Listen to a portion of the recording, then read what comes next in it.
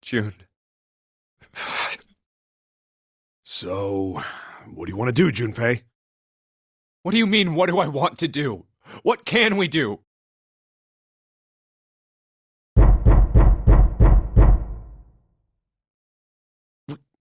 What the hell is that? Shh, quiet!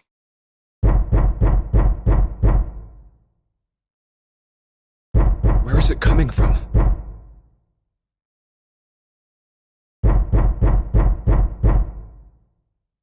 Could it be? Hey, I think it's coming from this coffin. You're right! Let's open it. But how? What are those muscles for? For show? You're telling me to force it open? Just shut up and try!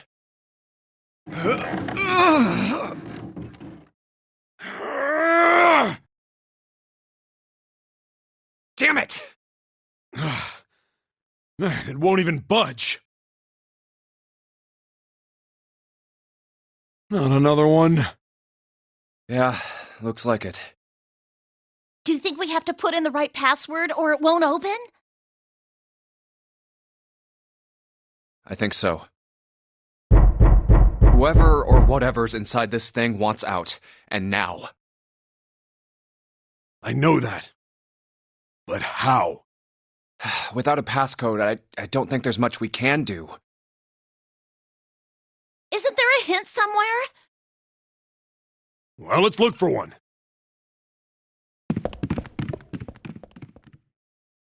Ugh, there's nothing here. Not making this easy, are they?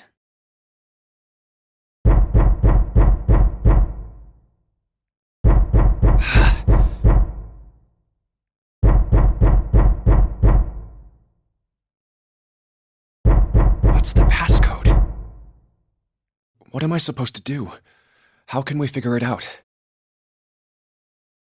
I need something.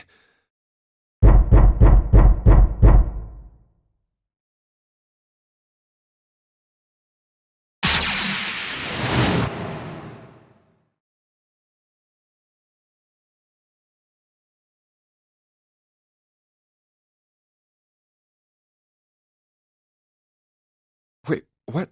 What the hell was that? That voice? Huh? What? What's up? Huh? Oh, nothing.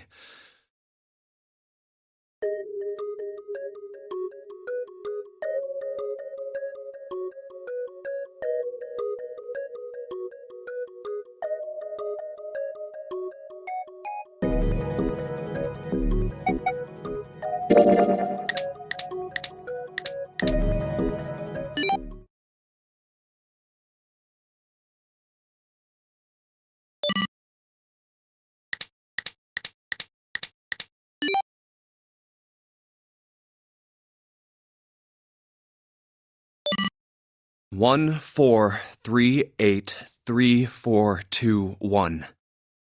Huh? Huh? Hey, what the hell were those numbers? Oh my gosh, are those...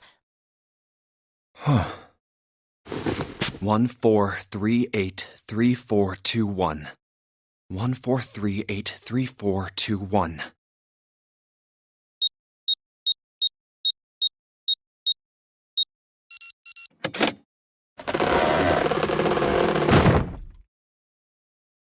Huh.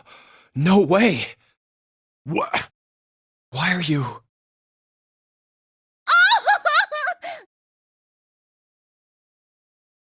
Oh? Is that you, Clover? I apologize for worrying you. Snake! You? Why? Junpei? And Seven? Is that you? Is everyone else there as well? Oh. Jeez. You're back! Gently now. My body's still a little weak. Oh, you're back! You're back! You're really here! Oh, you're back! Come now, what's gotten into you? You're acting as though I've returned from the grave. Not as though you did. I really thought you were dead. Huh? You jerk! Idiot! Idiot! Idiot!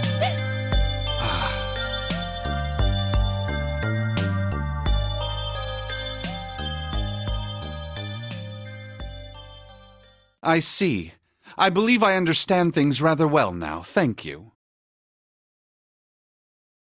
In the shower room, there is a dead body wearing my clothes. Because of that, you thought that I was dead, correct? Yeah. You also discovered a corpse in the captain's quarters, and Santa turned on you here, in this room. Do I have it straight? Well, the dead body in the captain's quarters is a surprise. Sorry, there wasn't a good time to tell you. Don't worry about it. Well then. I've got a pretty decent idea of what happened while I was indisposed, but it's still something of a mystery who did all this, and why. The corpse in the shower room that looked like me, and the corpse in the captain's quarters. Why were they killed in the way they were? You don't know? No.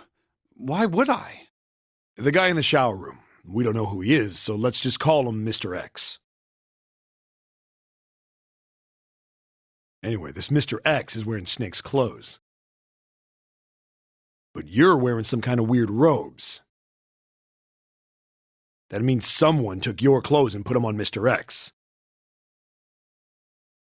We need to figure out who that was. I apologize, but I have no idea who might have done this to me. I only just now woke up. I was unconscious during all the events you just described to me. They must have undressed me and changed my clothes during that time. When were you knocked out? When we split up to look for the red. Where did they get you? Do you remember? It was a small room in one of the hallways on C deck. What happened? The same thing that happened to every one of us when we were abducted. A canister releasing some sort of gas was thrown into the room. I believe the gas is some sort of incapacitating agent. Then that means it was... Zero. Looks that way, huh? There's nothing else I have to tell you. When I woke up, I was in this coffin. Why? Why did Zero make Mr. X wear Snake's clothes? How would that benefit Zero? I don't get it. What the hell does any of it mean? And I have no idea how I got the passcode for the coffin either. Truth had gone, and truth had gone. Where did those words come from? Why did I feel compelled to push the buttons on the bracelet after hearing them?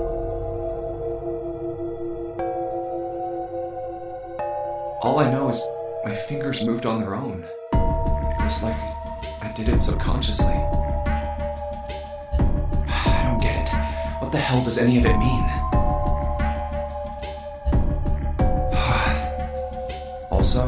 Snake and Clover had been subjects in a similar experiment 9 years ago.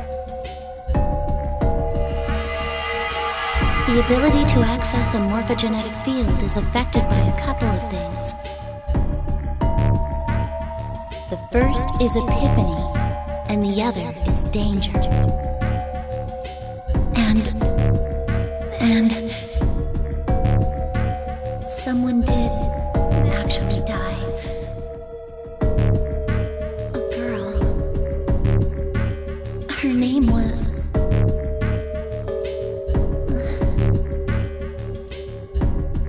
There had been another experiment conducted on this same ship 9 years ago, and a girl had died during it.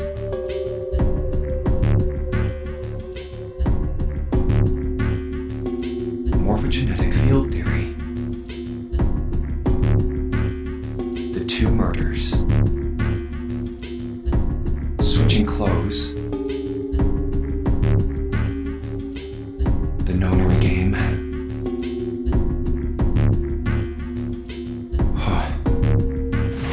Zero. He's the ringleader. The person who trapped 9 of us on this sinking ship. Zero should know everything.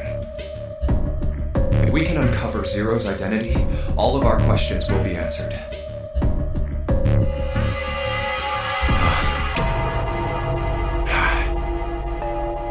At any rate, we'll have plenty of time to decipher the details later.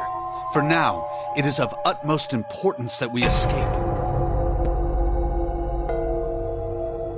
Junpei, it was 4:30 the last time you checked the clock, yes? That means we have less than an hour. We must hurry. Hey, how are we gonna get out of here? Isn't that obvious? Through the other number 9 door. Oh yeah, you're right. With Snake, we can open the door. Don't tell me you hadn't figured that out. Come on, you gotta tell me these things. I, assumed you'd figured it out. Forget it, let's just get going.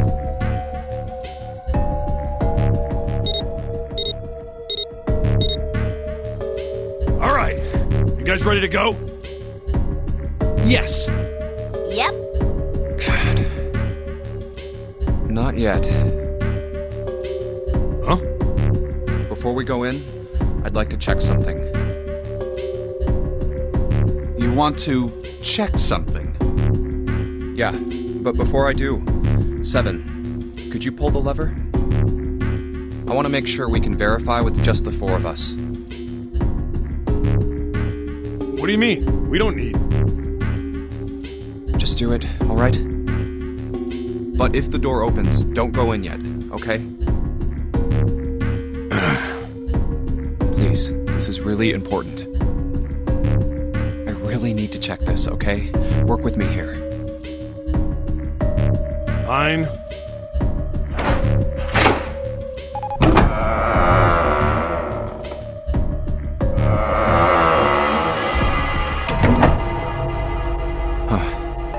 Alright, that means the 4 of us can go into door 9.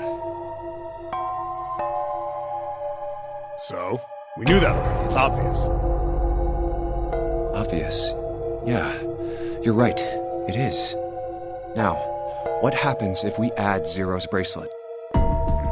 What? Zero's bracelet? Why don't you take it out, Clover? So you did know I had it. I picked it up because I thought it might be useful sometime.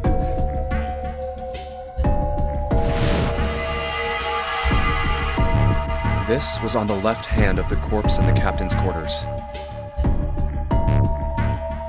If you look at it, you can see it's got a 0 on the face. Just to make this a little easier to talk about, I'm gonna call the guy we found dead in the captain's quarters, Cap.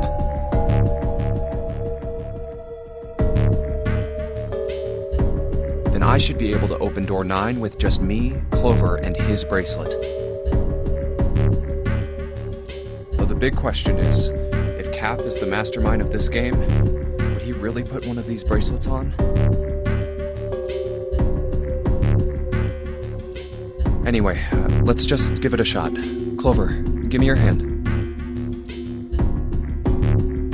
Okay. Now the captain's bracelet. And pull the lever. I knew it. Now, what does this tell us? Maybe the bracelet has to be on your wrist in order for it to work? No, that's impossible. Did you see how the panel showed a third asterisk when I scanned Cap's bracelet? Whether or not it's on your wrist doesn't matter. All you have to do is put the bracelet near the panel for it to register.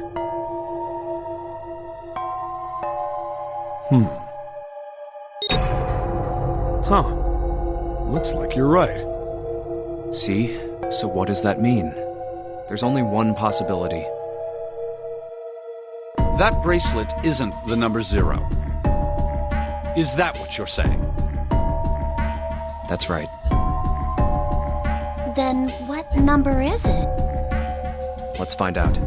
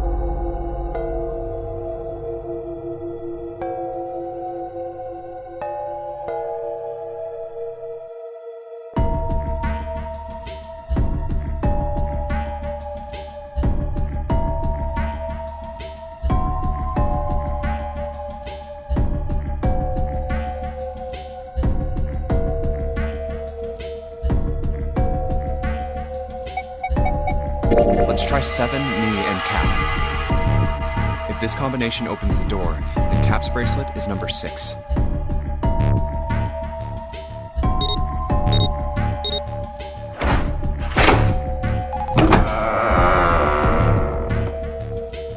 Hey, it opened!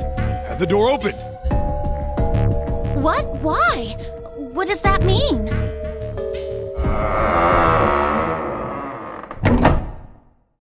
Isn't it obvious? Cap's bracelet is number 6. But doesn't it say 0? This isn't a 0. The symbol on here isn't a number 0. It's a letter O. Oh. Whoa, wait a minute. I don't get it. I mean, we figured out that Cap's bracelet is 6, right? Yeah. Does that mean there are 2 people with 6s? There is most likely only one person with a 6. But I don't get it. What about June? Well, this is only an educated guess, but I think June's number was never 6 to begin with. Her bracelet was flipped. In other words, June's real number is 9. That seems the most likely. Then all this numbered door stuff was just a load of crap? Why would you say that? Because if June is 9, then the numbers wouldn't match up. Here, look. List of all the numbered doors June's gone through. I'll let you know what I'm writing, okay, Snake?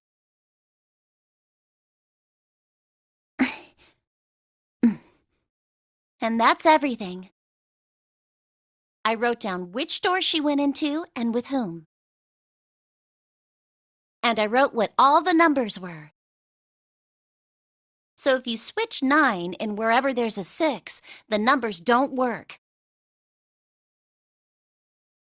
If the digital root is 7, then you can't open door 4. If the digital root is 2, then you can't open door 8. Clover, do you notice anything interesting on that list? What do you mean? You're talking about 3, right? 3? Santa's always in the room with her. That's what you're saying, isn't it? Yes, that's right. What about it? That's quite simple, really. You told me that the first time you came to this room, Santa was the first to refuse to leave June behind. Now, doesn't that beg the question why? Why would Santa do such a thing? The answer is easy. Because Santa can't open door 9 with only 7 in Lotus. Of course, there's only one reason for that. His number isn't actually 3. Santa's real number... 7? Would you be so kind as to modify my sister's equations? Yeah, sure. This is what you were getting at, right, Snake?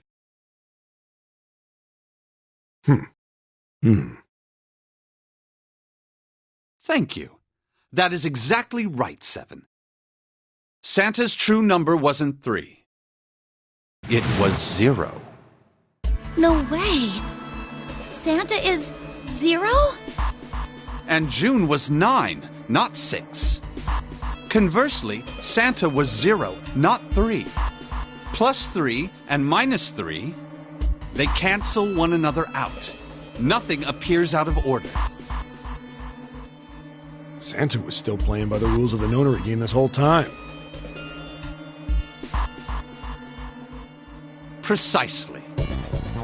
So you're saying Santa planned this whole thing? I'm not sure if he acted alone or not.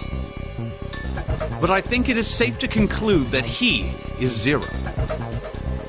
If my hypothesis is correct. Snake's hypothesis. Something doesn't seem right. June's bracelet being flipped. Even if that were possible, that would mean there are 2 number 9 bracelets. And if that's the case... All right, that's enough talking. Let's go. It's high time we went through that door.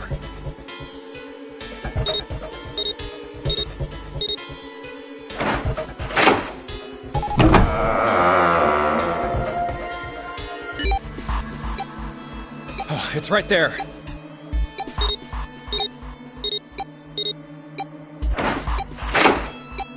Oh. All right, let's keep going. I think these stairs go to the bottom deck. Looks dry. Let's head down.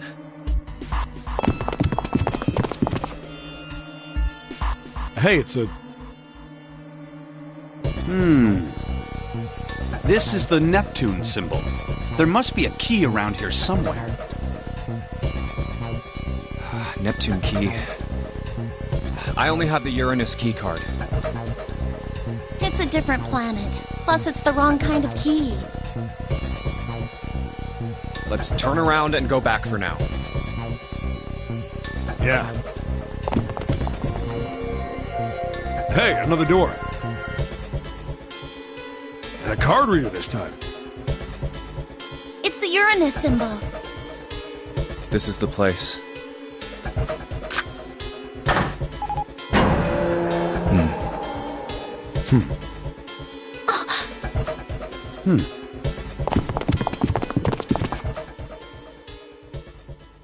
Wow! It's totally full of books! There's so many. I don't know where to look. All right, if we want to get through that door out there, we need the Neptune key. I say we split up and look for it. Okay. Very well. Sure thing. Good. Let's get started then. We don't have a lot of time. Hurry.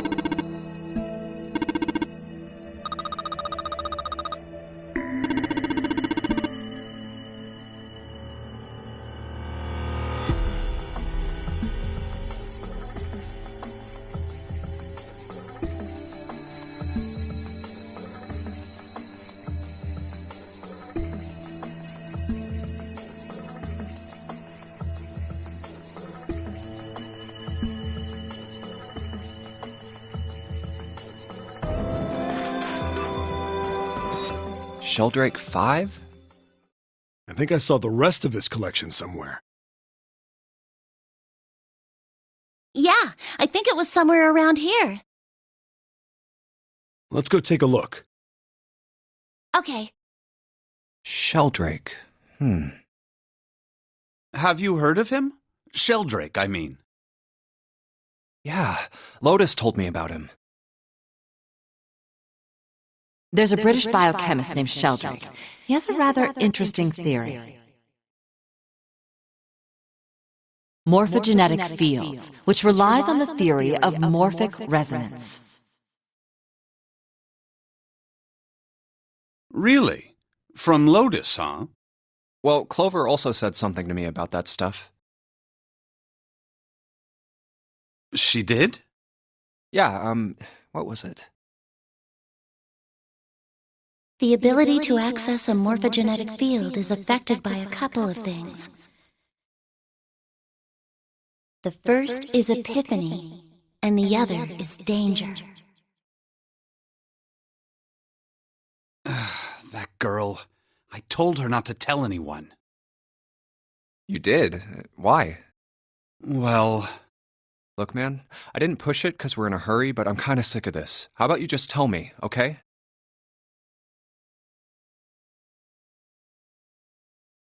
Tell you what? Don't give me that. About the experiment. Ugh. Very well, fine. I'll tell you everything. But not here. Let's move to the top floor.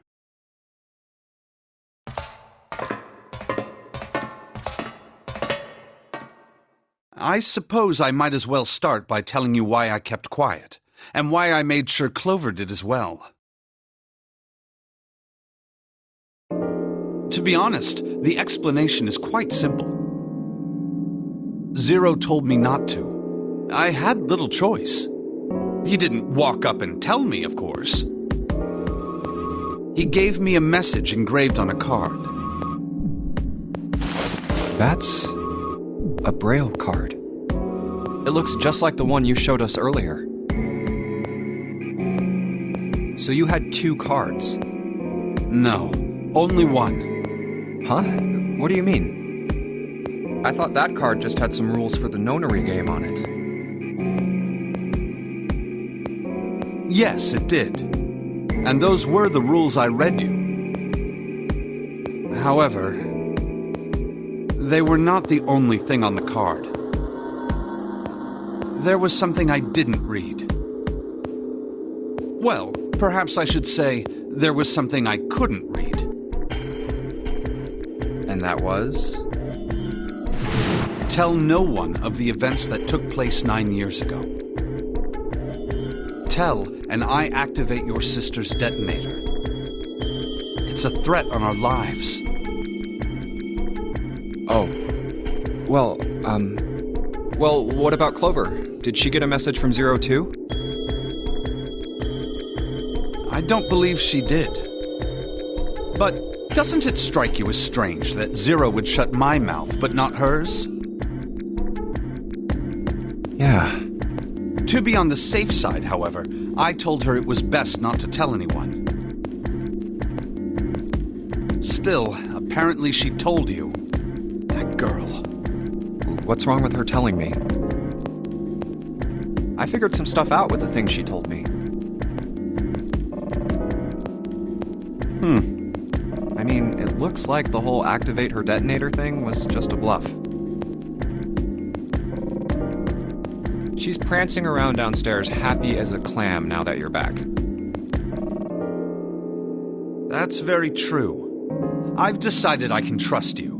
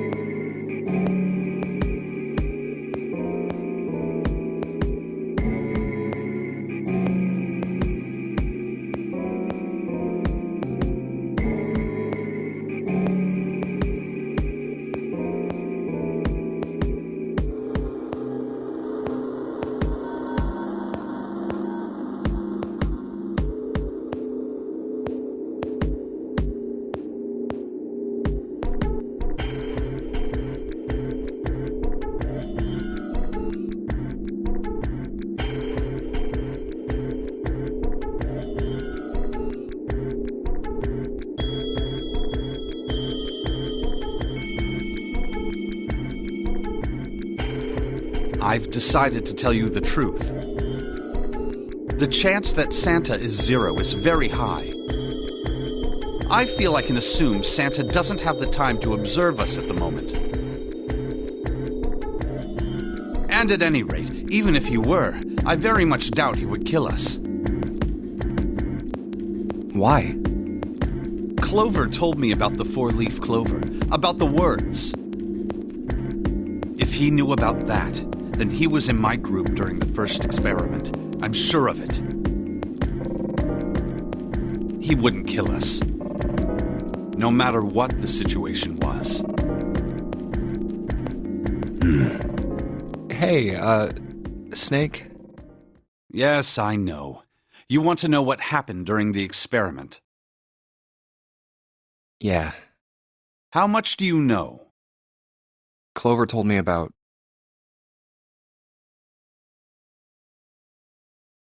I see. The morphogenetic field and the experiments 9 years prior. How the experiments had taken place simultaneously at 2 locations, one being the ship and the other being a building in Nevada.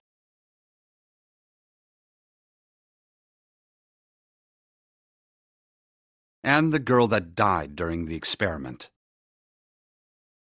She told you all that, did she? At any rate, I now know how much you've learned. All that remains for us to determine is who did this and why, right? Yes. Can you tell me what happened? Yes. The people who organized the initial experiment were from a company called Cradle Pharmaceuticals. There were 4 of them running the show. Gentaro Hongo, Nagisa Nijisaki, Teruaki Kubota, Kagechika Musashido. Hongo was the CEO of Cradle Pharmaceuticals. Nijisaki was his right-hand man and did the lion's share of the planning. Kubota led the company's research and development division. Musashido was their majority stockholder. It was these 4 people who planned the initial experiment. Let me simplify it for you. Hongo designed it, and Nijisaki put it all together. Kubota developed the technology required, and Musashido provided the cash. So it's Hongo, Nijisaki, Kubota, Musashido... Of course, more than 4 people were required to conduct an experiment of this scale. To that end, they organized a top-secret team to assist them with their research. All in all, they gathered 10 people or so. Those 10 completed their team, and they were able to begin the project. They named it the Nonori Project. The purpose of the experiment was to research the prospect of controlling a human mind through sheer will. The vessel, I suppose you could say, for this control was the morphogenetic field. Why did the glycerin suddenly begin to crystallize? Why did the crystal structure of EDT undergo a sudden change? Why did the rats improve their puzzle-solving skills with each generation? Experiments with humans produced the same results. The more people who knew the answer to a question, the more there were who could answer correctly without having seen the problem before.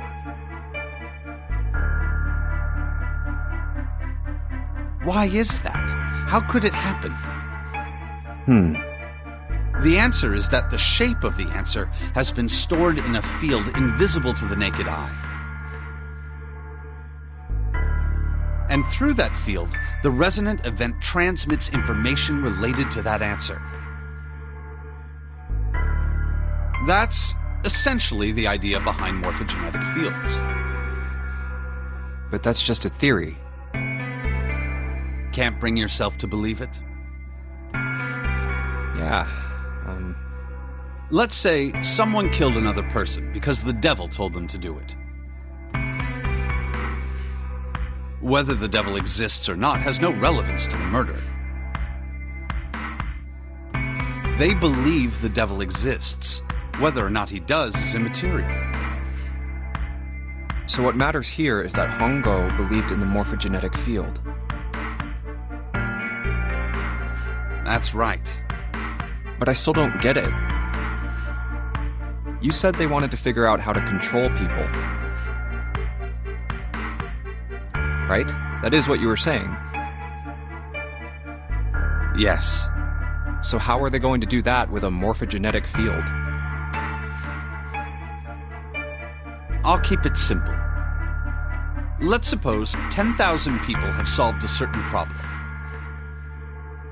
The chance of you knowing that answer, even if no one has told you, will go up. Let's have another example, shall we? Say 1 million people were to do a handstand right now. Tomorrow, the chances of you doing a handstand would be higher, even if you had heard nothing of this hypothetical mass handstanding. Mankind's thought process and actions are all part of a resonant event. All of the resonant events encoded in the fields are projected onto you. Of course, this assumes you believe in this theory. Do you follow so far? Yeah. Now, if there was a person who had the same effect as those millions of people, what would happen? If that one person were to do a handstand, other people would find themselves wanting to do handstands as well. Can you imagine what a person with powers like that would be able to do? Come on, there's no way. I'm not done. Imagine another scenario. Imagine another person. This is an ordinary person. Let's say he does a handstand. What if there was someone who could grab the resonant event he created by doing that and use it to make other people do handstands? What would happen then?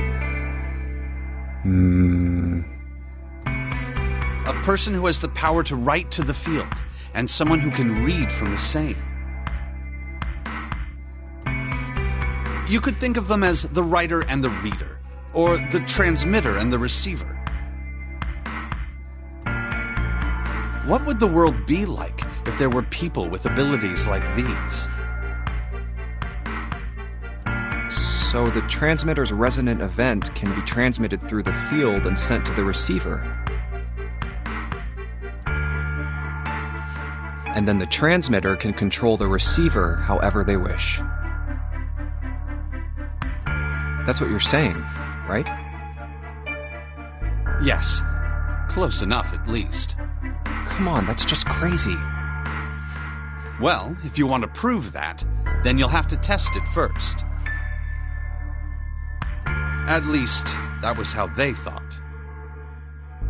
That was why they decided to do their experiment. That was how the Nonary Project began.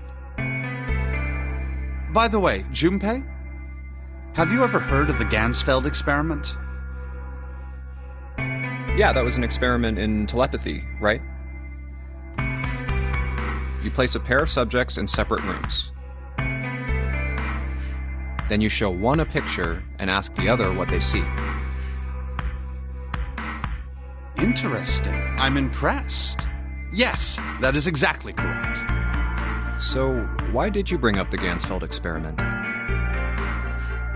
It was used to screen subjects for the Nonary Project.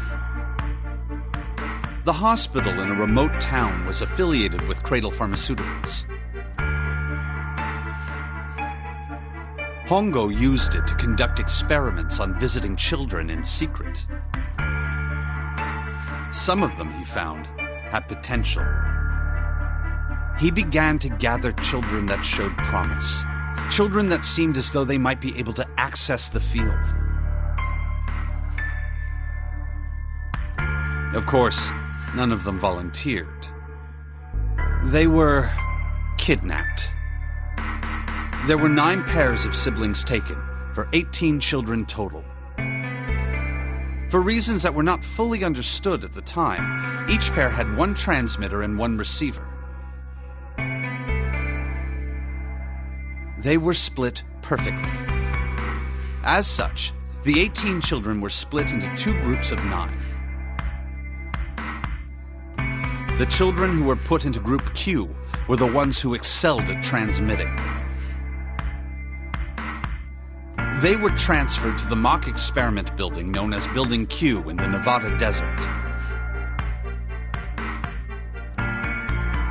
The children who excelled at receiving were put in Group A. Group A was then placed on the former hospital ship Gigantic. From the experiments he had conducted so far, Hongo had learned the following. There are two things that can increase one's resonance with the fields. The first is epiphany. The other is danger.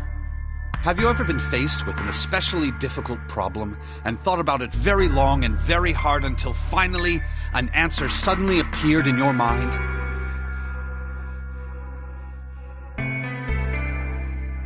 It may seem obvious to say so, but that is what is meant by epiphany. The information obtained through that epiphany can be easily transmitted through the fields, where it can be easily interpreted. Adding danger to that equation allows for even easier field access. That's where Hongo came in. They set up a number of puzzles across the Gigantic. The participants had to solve each one before they could move to the next room. Of course, he hadn't forgotten to include danger. He had detonated a bomb on the hull of the Gigantic. The children in Group A were forced to play the nonary game as the ship sunk. By forcing the children into a life-or-death situation, Hongo hoped to increase the likelihood of their tapping into the fields. The children from Group Q, on the other hand, were confined to the mock experiment building, Building Q. Building Q duplicated the interior and puzzles of the Gigantic exactly. Every detail was exactly the same. Hongo explained the situation to the children in Group Q. Solve the puzzles you find throughout the rooms. When you have the answers, transmit that information to the children in Group A. If you succeed, they will be able to solve the puzzles and escape. But if you fail, then the Gigantic will sink, and your brothers and sisters will drown. Those were his orders. Do you know why the astronauts of Apollo 13 were able to return to Earth safely? It was because NASA had access to a replica of the Apollo 13 capsule. All of the equipment, the instruments, everything. All of it identical. Everything was just like the real Apollo 13. NASA was able to replicate the situation the astronauts found themselves in. By putting themselves in the same situation, they attempted to solve the problems the astronauts were dealing with. Once they found solutions, they reported their findings to the men aboard the actual capsule. That was how they were able to return safely. It was the same with the Gigantic in Building Q. The children from Group Q had to use the power of epiphany to solve the puzzles they found and transmit what they learned through the fields.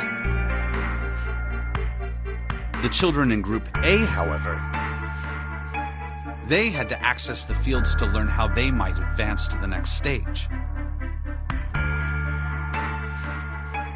That is the simplest explanation I can manage. Hey, Junpei, Snake! How much longer are you two gonna sit around on those bony asses? Get down here already! He's right. Let's go, shall we? We don't have much time. We need to get out of here, and soon. Hold it. There's one more thing I want to ask you. Are you sure that there were 18 kids? Why? Well, I thought it was only 16. Oh, yes. That was what they said on the news, wasn't it? Yes, I have no doubt that 18 children were abducted and used in Hongo's experiment.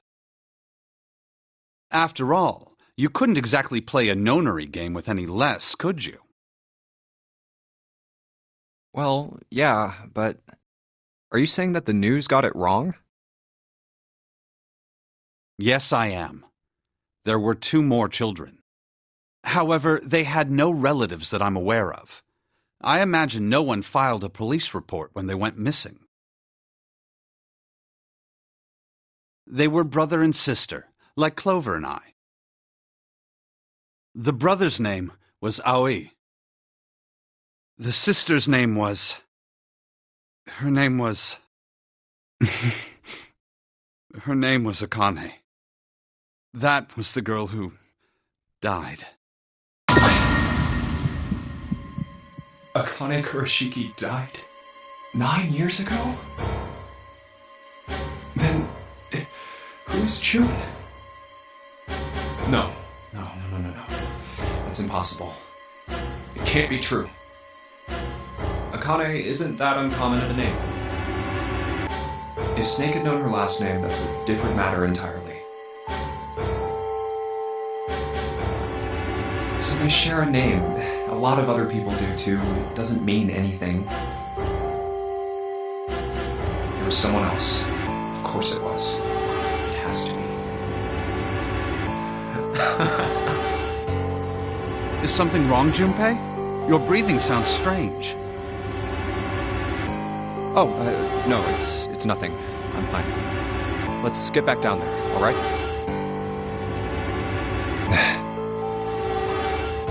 I couldn't do it. Why didn't I ask?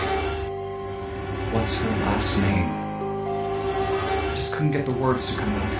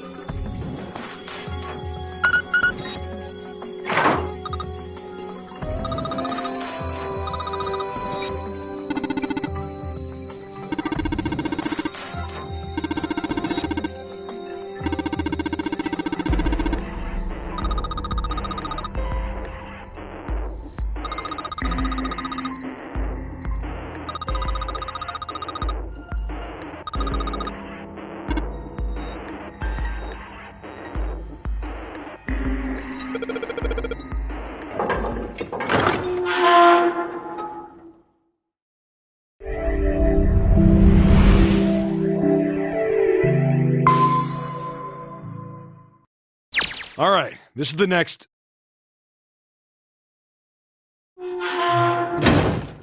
Ugh, the door! Did that just close on its own? Don't tell me we can't go back. I don't know. Let's see. Damn it. It looks like it locks automatically.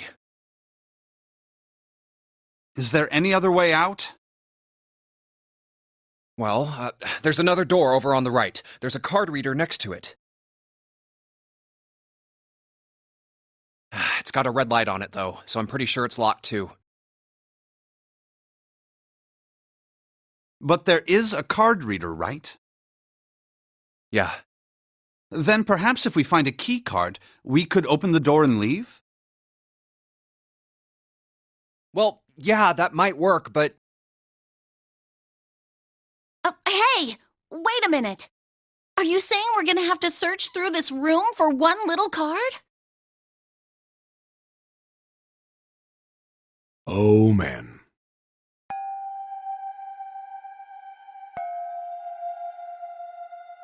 Looks that way. No way!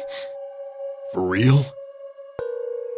Well, we can sit down and wait to die, if that's what you prefer. I rather doubt that, however, so it would be wise to start looking. We haven't much time. Let's find that key card. Oh, and the Neptune key as well. We won't be able to get through the hallway without it.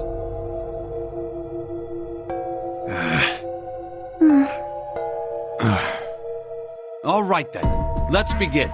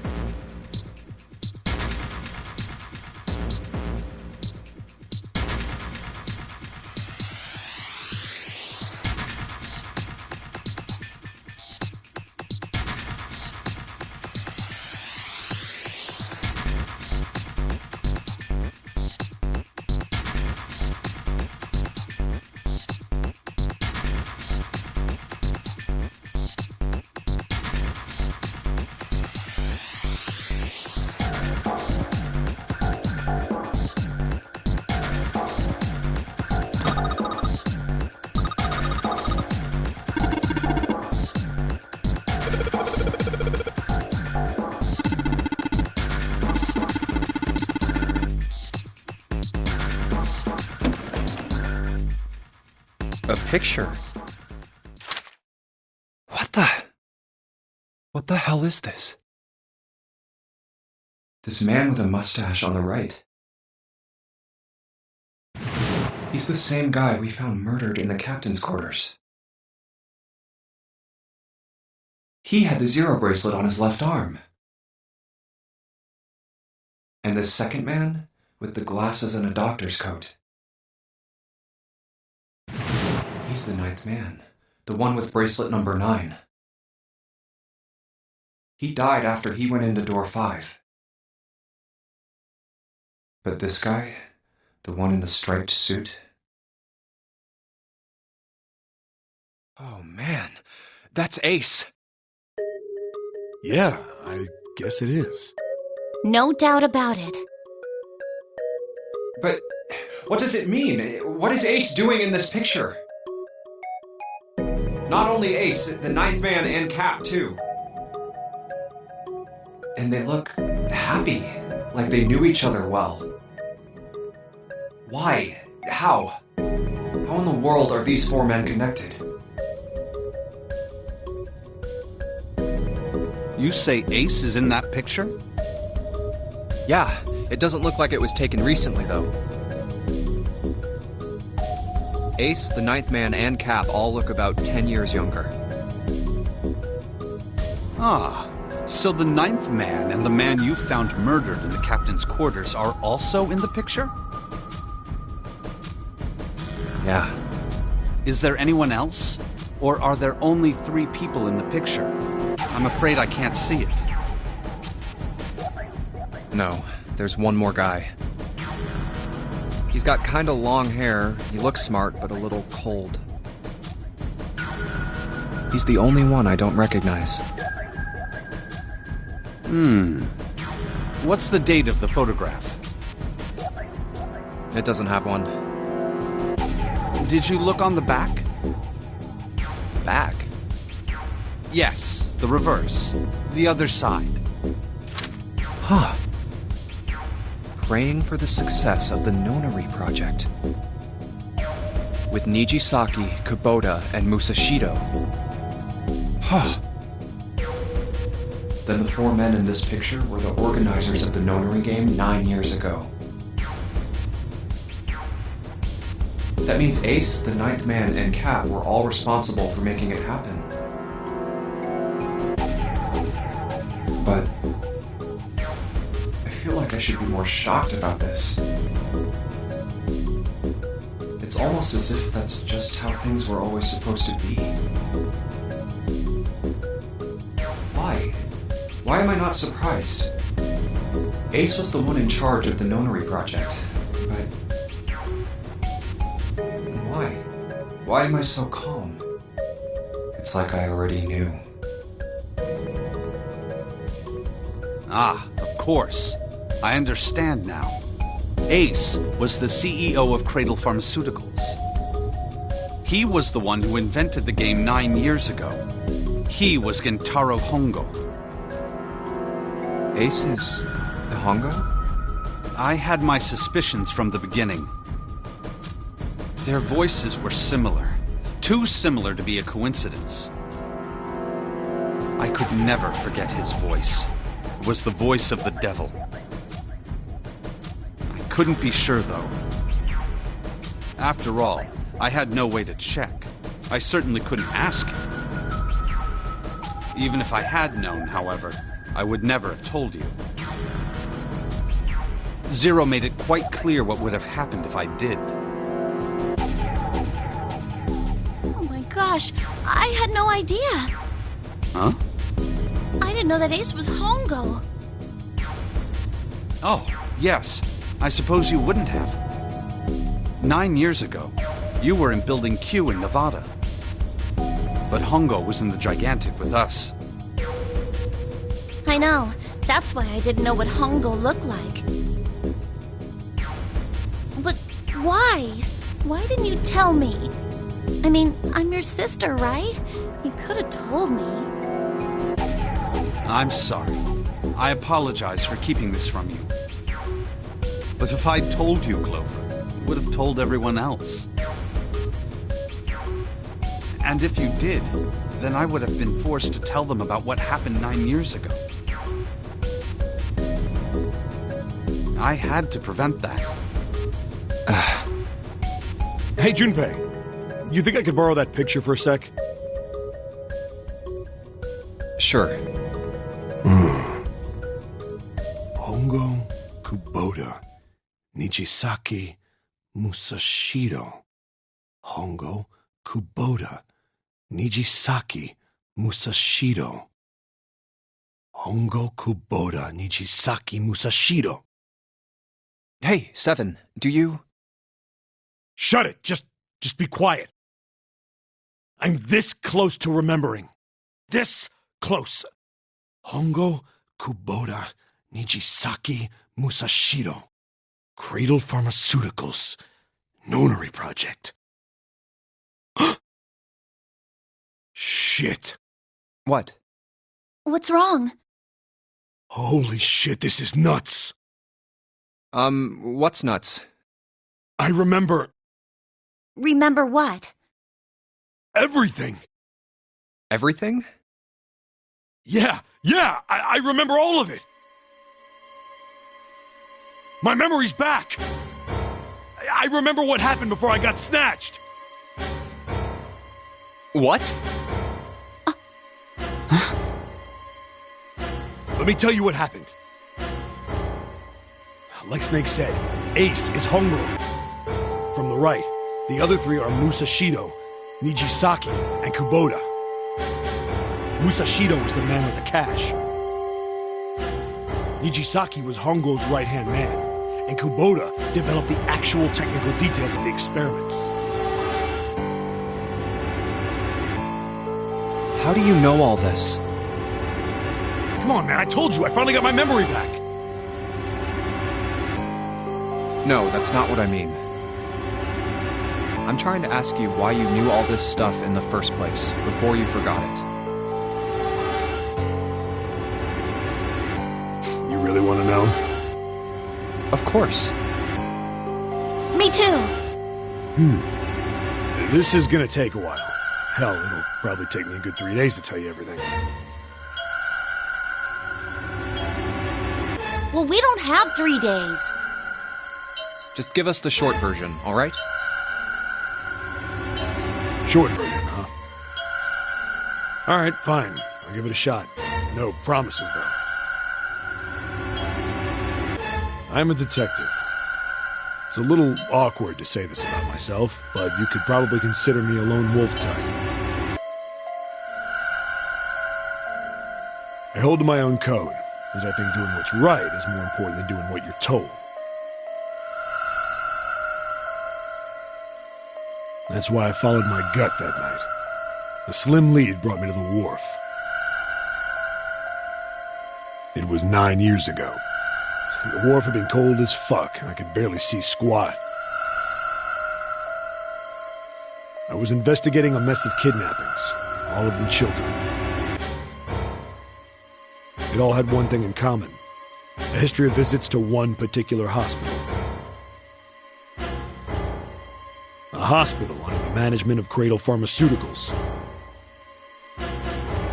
My investigation had turned up evidence that Cradle had been involved in the kidnappings. After a little sweet talking, I managed to finally get a real lead from someone inside Cradle. My source told me this. Tonight, a ship is set to take the children to a large passenger liner docked offshore. So I headed to the wharf. In the shadows, I searched the harbor until I found the ship he was talking about.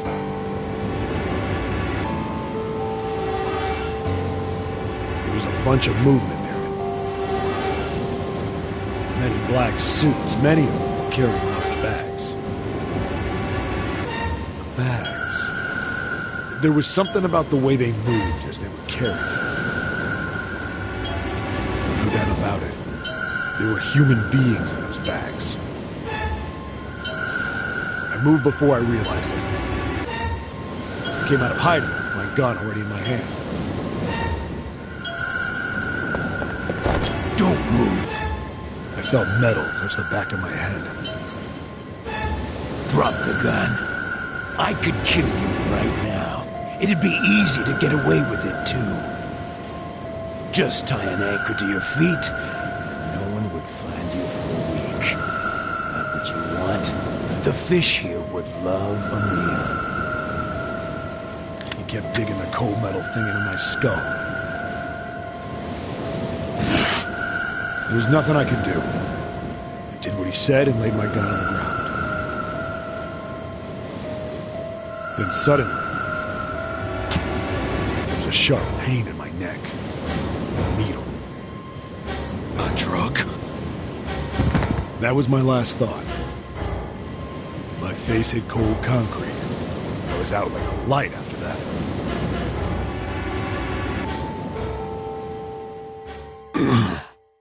I woke up on a hard floor. Damn it! Shit, my head hurts! I did a quick once-over of the room. Where am I? A small, shabby bed, a dirty sink. A toilet with no privacy. I'd seen it countless times as a cop. I'm in a cell, huh? Facing the toilet was a door set into the wall. I was still pretty woozy, but I made my way over to it. I pushed and pulled on it, but...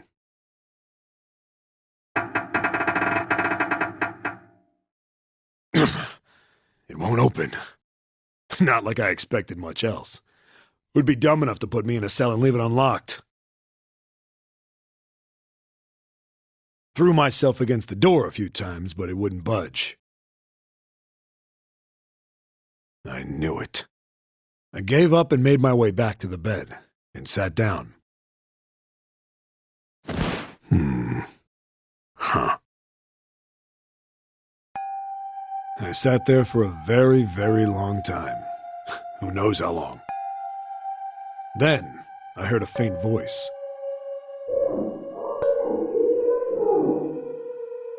The voice was far away. I couldn't understand what it was saying. But I could hear one. It was pretty high, probably a little kid. Huh?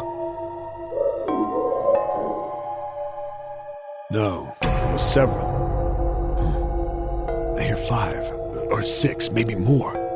Where? Where are they coming from? I pressed my ear to the wall and tried to listen through it.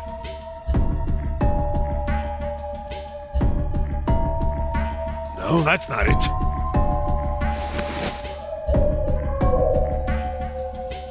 Left. It's coming from under the bed? I hauled on the metal frame and flipped the thing over.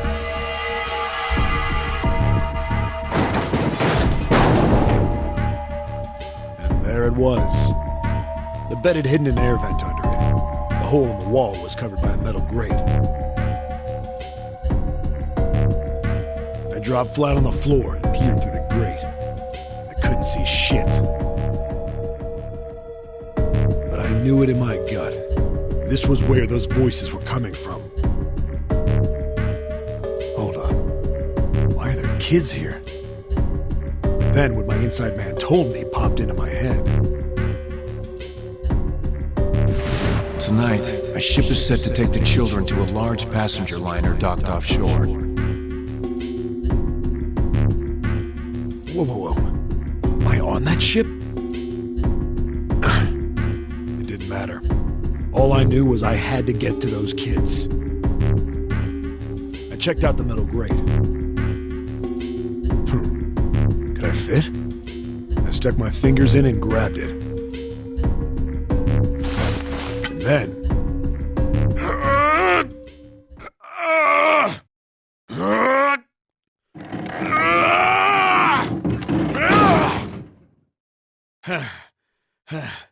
Yeah! How do you like that, you son of a bitch? I finally got the damn thing off. Sweat was dripping down my face, so I wiped it off and crawled inside. The first bit or so was tight. I had a wriggle on my belly. It wind up eventually, and there was space for me to crawl along on my hands and knees. I went from crawling like a worm in dirt to skittering like a bug. Couldn't say it was much better, but I'd take what I could get.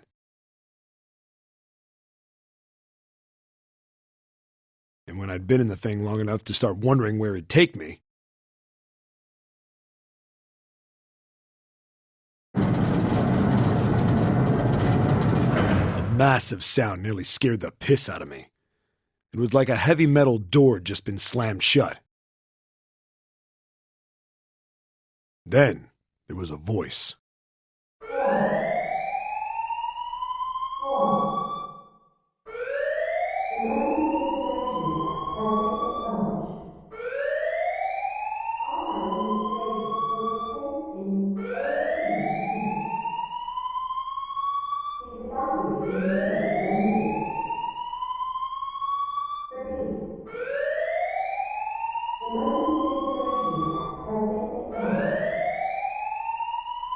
What? I wasn't sure what it meant, but anything with incinerator is bad news. Then, almost as if that was a cue, I heard a mess of young-sounding voices.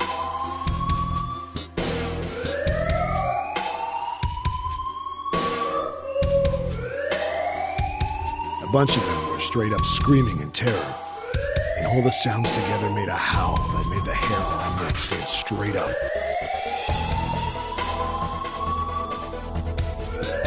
Damn it! What the hell is going on here? I scrambled through the duct as fast as I could. I made a giant racket, but I didn't care at that point.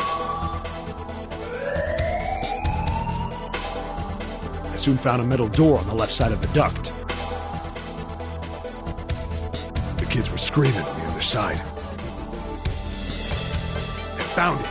I yanked the handle and threw the door open. I almost ripped the metal off its hinges.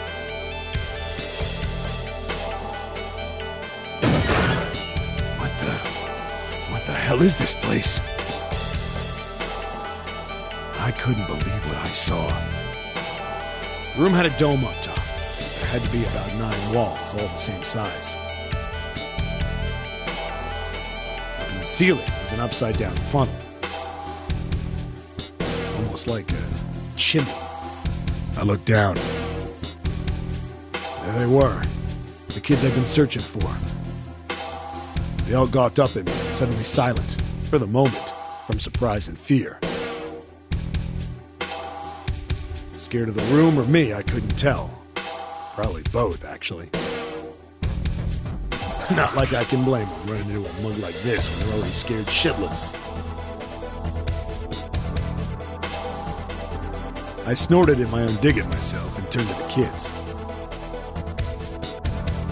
Don't worry, kids, I'm not your enemy. I'm one of the good guys. All of them stood there, frozen. Well, except one. He was a boy, slightly older than the others, in a private school uniform.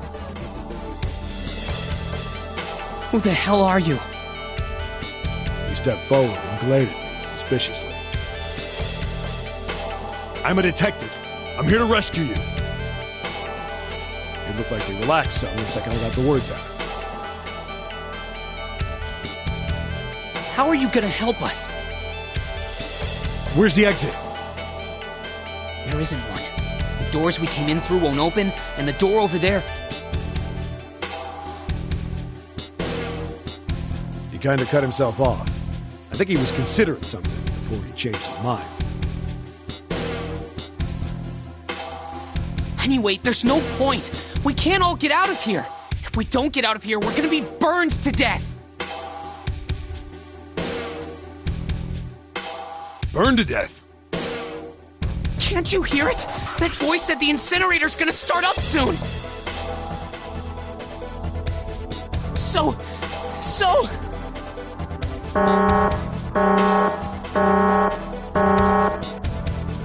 The voice spoke again. Incineration will begin in 15 minutes. They only had 15 minutes. I looked back down at the kids. It's like a good 20 or 30 feet to the floor. No way I could pull them up. Too big of a distance for any of us to reach. What the hell was I gonna do? But then I got an idea. Wait right there. I'm gonna be right back. What? Where is he going? Are you just gonna leave us here? They just got frightened again. I'm not the best at that kind of thing, but I tried to reassure them with a smile. Don't worry, all right? I'll be back, I promise. So just stay calm and wait right there. Got it? I didn't wait to hear them respond. There wasn't time. I had to hurry. Well, as fast as I could on his hands and knees. Didn't take me long to get back to my cell. Still no way out of there, but I had a plan. I needed something from the room. When I got it, I dove back into the hole and took off towards the incinerator. Then... Sorry to keep you waiting, guys. I tipped out the doorway and dropped down the rope I brought with me.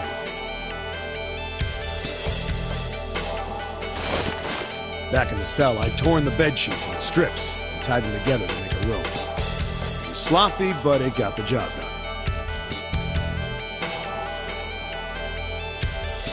All right, just tie that around yourself, okay? I'll pull you up one at a time. Right! Huh. Wait a sec. Something was off. There were more of you before. Where'd the rest of you go? The boy in the uniform answered. I let them go on ahead. We opened the number 9 door and they left. What? You're telling me you opened that door? That's what I said! Then what the hell are you doing here? We couldn't go with them! Why not? Look, the only people who can go through the numbered door... He was in the middle of explaining when...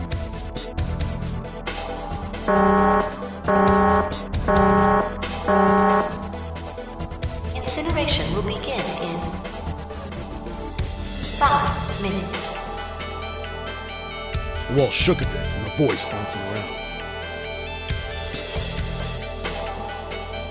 Look, that can wait, all right? Just get us out of here! Right! I grabbed onto the rope. First one I pulled was a girl with a ponytail. Next was a girl with a red necktie. A boy in a jacket came after. He said he'd climb up on his own. uniform with the last up. Like the other kid, he climbed up the rope himself. He looked pretty scrawny, but I guess he was stronger than he looked. He moved fast, but when he was almost to me, we heard some knocking. Everyone looked at the door. It had a thick, square window set into it.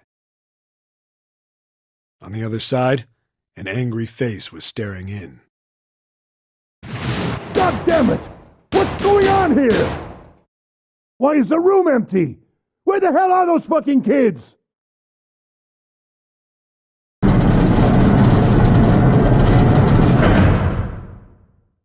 The door opened, and a man stepped in looking half mad with fury. I recognized his face. I saw him many times in photos during my investigation. The man's name was Gintaro Hongo, the CEO of Cradle Pharmaceuticals. Hongo saw the boy hanging from the rope. Yeah! It was like he was an animal. He lunged for the rope. Hurry! I know! The boy in the uniform booked it up the rope.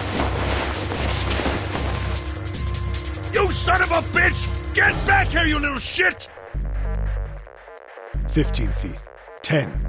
The second I could reach the kid, I grabbed him. I hauled him up and tossed him into the ducks behind me. No! No! Hongo had lost it. His face didn't even look human. It was like the bastard pulled off his fake face. He was really a terrifying devil or some kind of damn monster.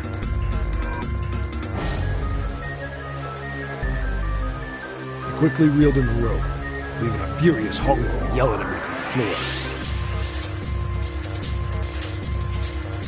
You fucking bastard! You won't get away with this! How dare you compromise this experiment! Experiment? What experiment?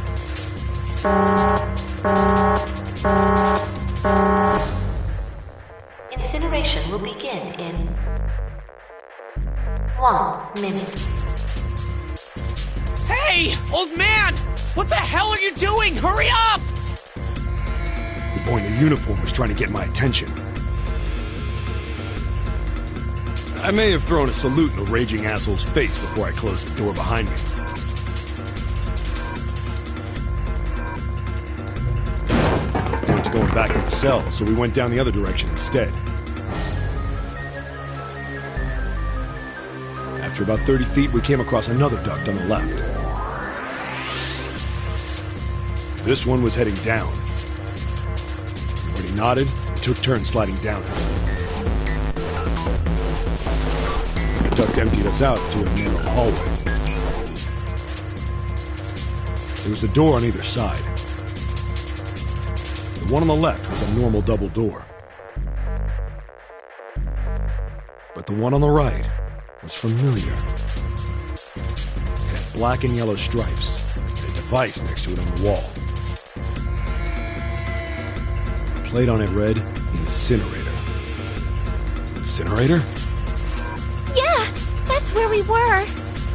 It was the girl with the red tie who answered me. We were inside an incinerator? Yeah, Hongo might still be there. It looks like it's been shut off, though. Wait, what? If he's still in there...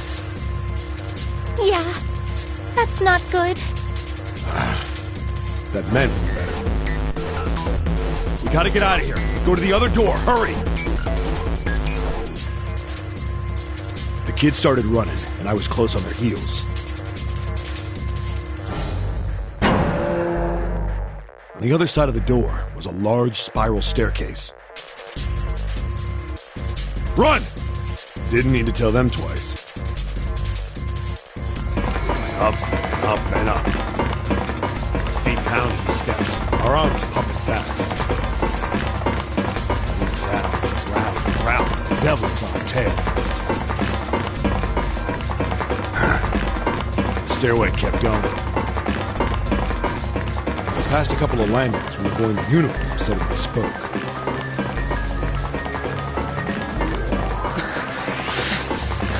Something's up. Akane's not catching up to us. Akane? My kid's sister. The girl with the red necktie. Akane. That's strange.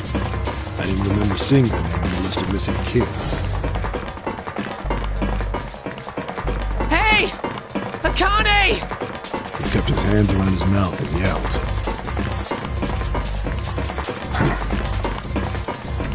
Maybe we outran her. The boy in the uniform skidded to a stop. I stopped too. So did the other two kids. When did we do that? Well, we passed a couple big rooms on the way here. Maybe she took a rest in one of them? No, that's impossible. Sorry, Grandpa. You keep going. I gotta go look for her downstairs. He turned to go. Hey, kid, wait! Damn it, I said wait! I don't think the kid even heard me. Fuck! I spun around to the boy in the jacket, the girl with the ponytail. I'm going after him. You two keep going, all right? You got it? The girl nodded and ran up the stairs. But the boy... I'm going with you. I didn't have time to argue. I just nodded and took off down the stairs. I could hear him following me. We ran all the way to the bottom floor, calling for her. Akane was nowhere to be found. God damn it, where the hell did she go? I could tell the kid was frustrated. And then suddenly... Help me! Somebody help me! we heard a girl's voice. Akane! The boy in the uniform threw open the door and leapt into the hallway by the incinerator. We rushed in after him. I couldn't for the life of me believe what we were seeing. That bastard Hongo had Akane by the arm and was forcing her into the incinerator. Come on, goddammit, move! No, I don't want to! Let me go, please! Let go of me! She planted her feet squarely on the floor and was struggling to get away. But Hongo was bigger and stronger. She wasn't gonna win.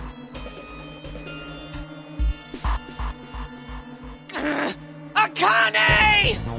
My brother roared with anger and charged toward Hongo. Help me! Ah! You're too late, idiot! Hongo lifted Akane bodily into the air and threw her, still fighting him, into the incinerator. Ah!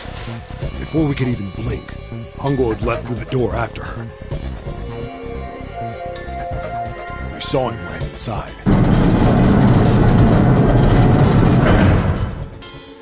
And then, the door slammed shut. We ran to the door. We did everything we could think of to get the thing open. But... Ah! Fuck! It's no use! The goddamn thing won't move an inch! he started slamming his fists against the door. He was close to shattering his knuckles with how hard he pounded on it.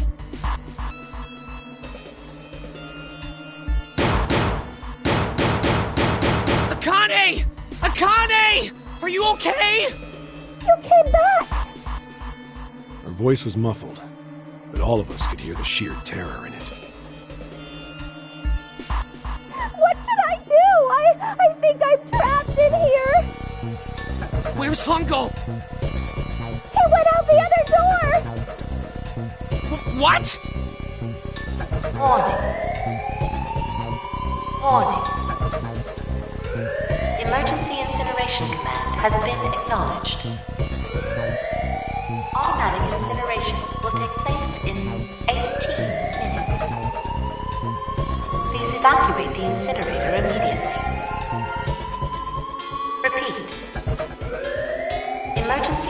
Incineration Command has been acknowledged. You fucking kidding me? It's the same damn thing! Are you there? Yeah, we're here. Just hang on, all right? We're gonna figure out a way to save you. His words would have seemed like a sick joke to her if she'd been able to see how white and bloodless his face was right then.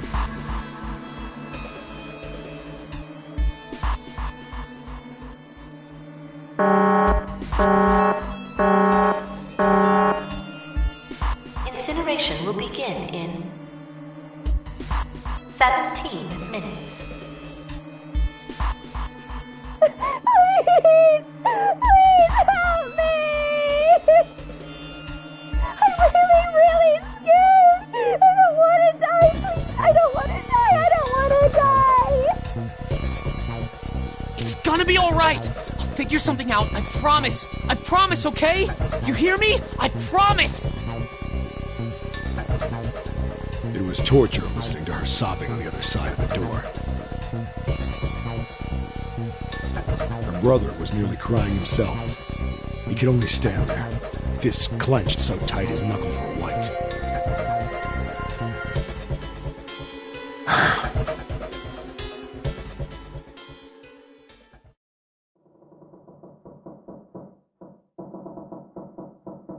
What happened then? Come on, man. Put yourself in my shoes. It doesn't end good. You think I want to remember that? Then... Yeah. Shit. If I'd known it was gonna be like this, I almost wish I hadn't remembered. Hey, are you sure? Huh? Look, I don't want to ask this either, but... There's something I don't get. So if you could just tell me, did that girl, Akane, really... Yeah, I'm sure. There wasn't anything we could do. After a while, the countdown ended. And we heard something... burning. The fire stopped, but we still didn't move. Me and the jacket kid were frozen. The boy in the uniform collapsed as if he couldn't hold himself up anymore.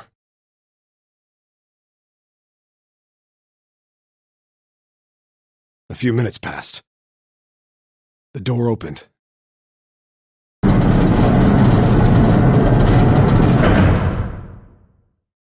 boy in the uniform tripped over his own feet running in. We followed, too numb to speak. The air in the incinerator was hot. Every breath made my lungs feel like they were on fire. It was like standing on hot asphalt. The air was wavering and in the middle of the room, there it lay. The kid's legs were shaking so bad, I don't know how he managed to walk. I couldn't see his face, but his body somehow looked empty. Finally, he reached it. He fell to his knees as his legs gave out on him. And then...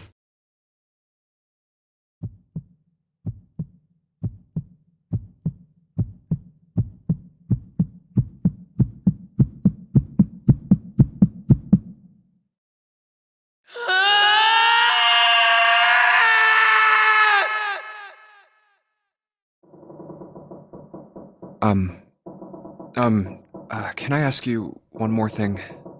What's that? The girl, Akane. What was her last name? What does it matter to you? Just tell me, okay? Please? Kurashiki. Her name was Akane Kurashiki.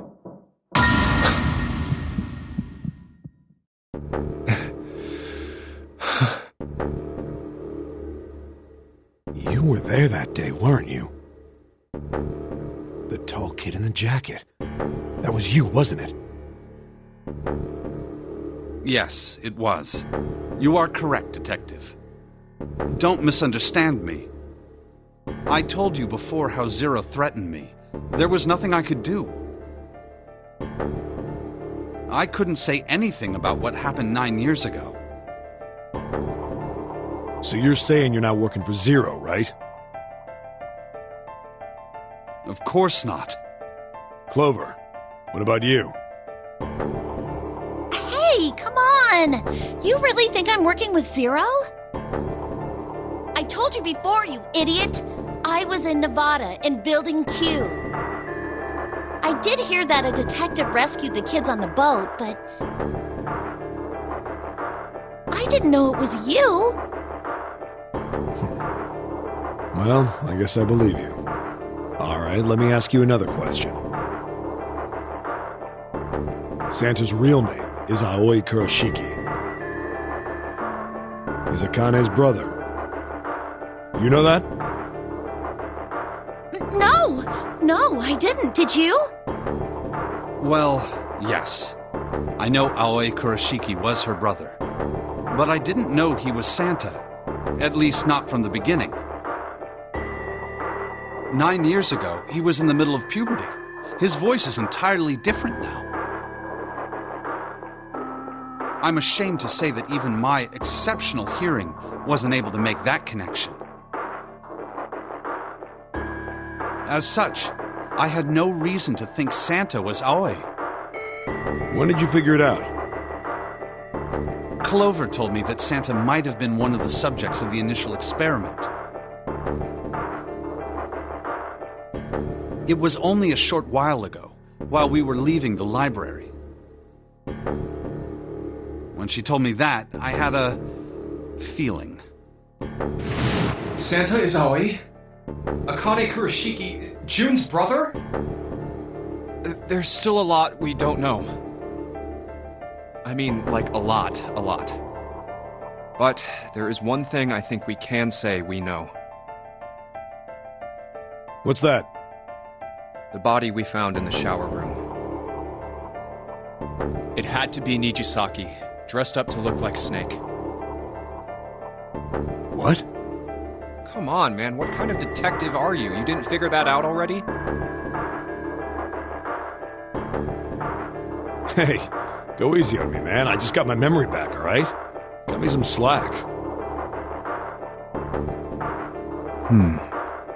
Well, if he is, the 3 murders make sense then, don't they? Yeah, that's right. Murder. Kubota blew himself up, but that was murder too. So why did these murders take place? If Junpei is correct, and the body in the shower room was Nijisaki's, that means all of the people who were murdered were involved with the creation of the Nonori Project.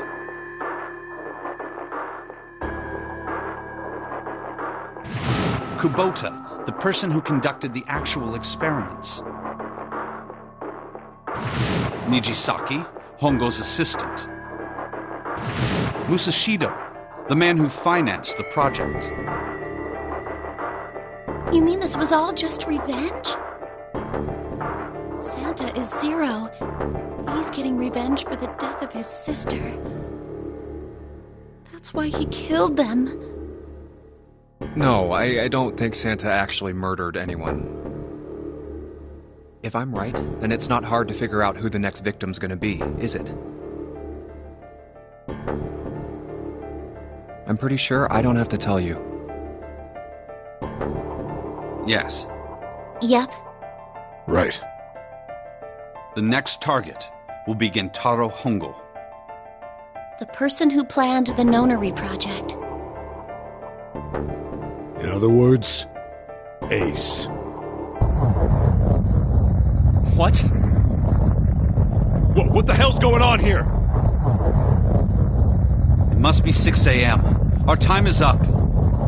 Shit! Come on, we need to get out of here.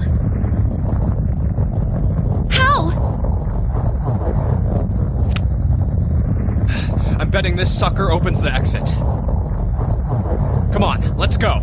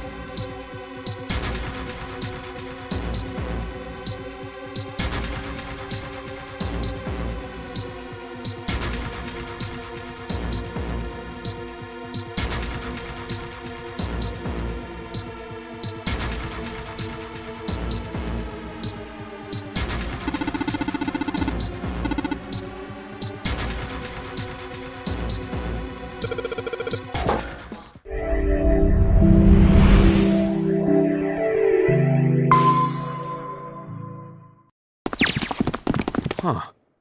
I think the shaking stopped. It would seem so, but we are yet to be out of danger. You're right. Let's hurry. This exit needs the Uranus card, too. Hey, Junpei. Yeah, I know. All right, it's open. Let's go. Okay, Neptune Key, let's see if you work. Yes! I think it unlocked. It says incinerator. So this is the incinerator. This is the first time I've seen it from this side, but yeah, I think so. Then there ought to be a lever near the door. Yeah, right here. Pull that and the door should open. Got it.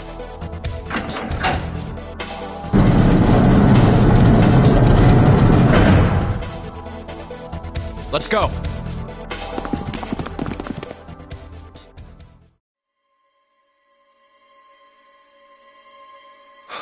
What the hell is going on? What's wrong? Are you okay? Jumpy, you came to get me. Of course I did. I made a promise. I'm so glad you're here. So glad. Hey, what happened to you? I'm fine. I just fainted. I wasn't feeling very good. I'm feeling a lot better now, though. Are you sure? Yes. I just need to rest a little longer. I'm sure I'll be fine. You shouldn't worry about me. Santa. Hey, where is it? Where's the gun? You hide it somewhere? I don't have it. I got sucker punched and they took the gun. What? Who took it? What? Isn't that obvious? I took the gun. Ace. Just what the hell do you think you're doing, Ace? Or maybe I ought to say Gentaro Hongo, CEO of Cradle Pharmaceuticals. You have me at a disadvantage, and I don't like that. You know me, but I don't know you. Do you have any idea how much I've suffered? Can you even begin to understand my pain?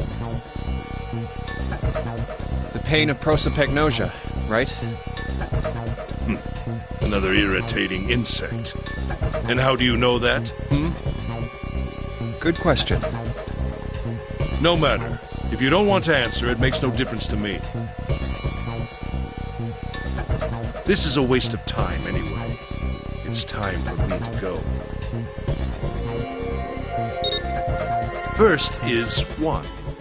Give me your hand. 8. And with this, 9. The ninth man. Kubota's bracelet. I believe I've won this game. I've had quite a time playing with you. I must thank Zero, I suppose. Wait, what? Ace doesn't know who Zero is. What the hell are you planning, Santa? At any rate, this game ends now. I will escape, and the rest of you will have a slightly less pleasant ending. I suggest you enjoy your final moments. Goodbye. Wait! What? Why isn't it opening? One more time. Now open!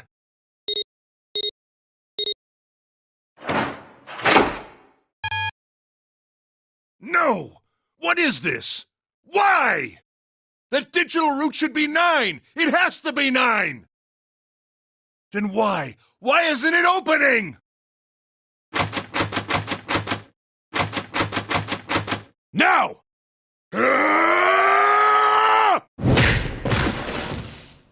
No! Oh. Oh, that was close. Too close. Thank you, Seven. Don't mention it. Just one punch ain't enough for this piece of shit. After what he did 9 years ago, I ought to rip him to pieces. But if a suspect can't talk, they ain't much good. Once he's locked up in a cell, we're gonna have a little chat. 9 years ago? Then you must be... Yeah, you finally figured it out, dumbass. Oh.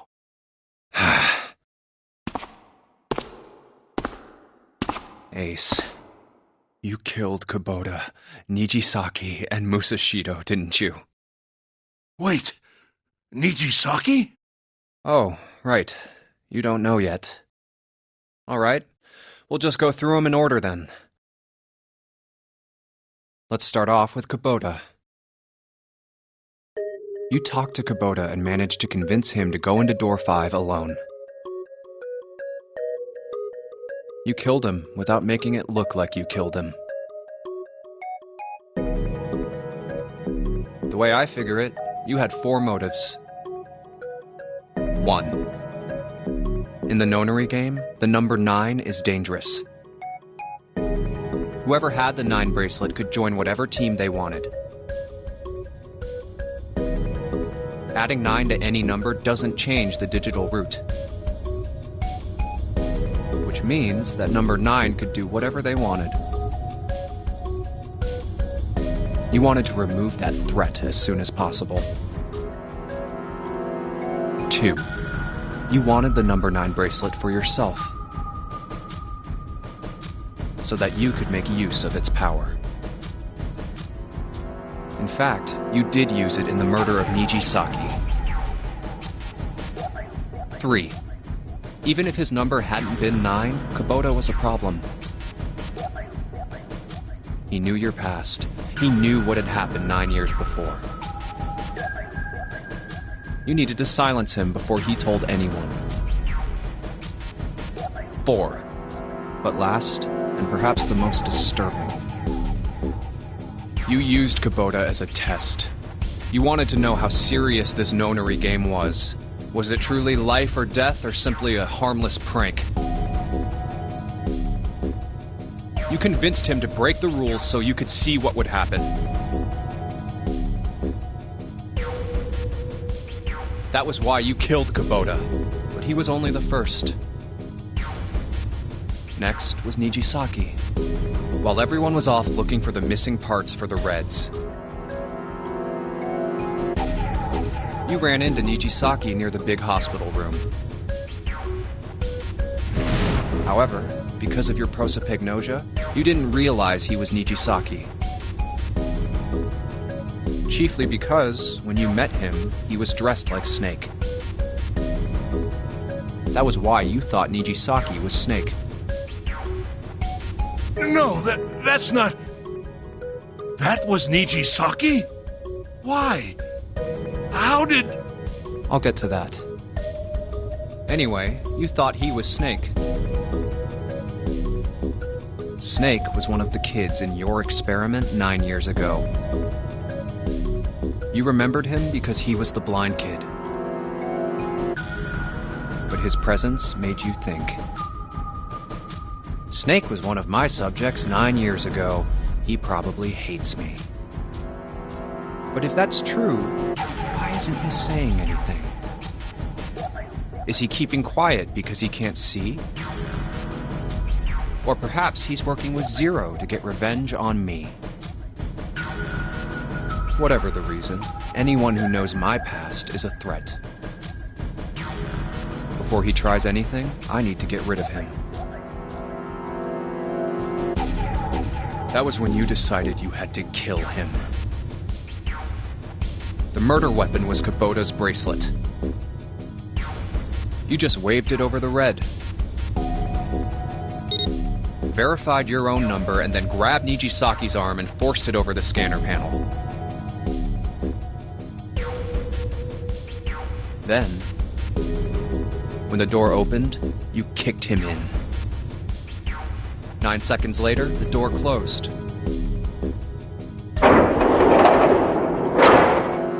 And then 81 seconds passed.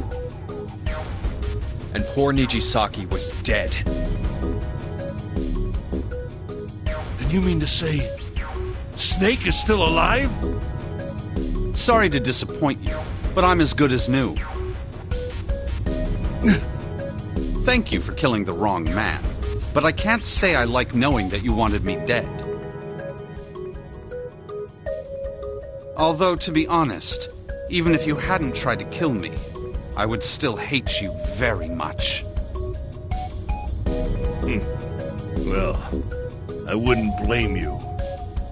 Last but not least, let's talk about Musashido's death. When Clover and I were investigating the chart room, you came over to talk to me. Do you remember what you said? Oh, a pocket watch. Might I take a look at it? I handed it to you, and you left the room. You had been in charge of the Nonary project. Of course, you would have known the solution to every puzzle. Which would mean that you also knew how to get out of the wheelhouse. All you had to do was place the watch in the indentation on the door to unlock it. With the door open, you could enter the captain's quarters. Musashido was there. Conveniently placed next to him was an axe that practically begged you to kill him with it. You picked up that axe and buried the blade deep in the other man's chest.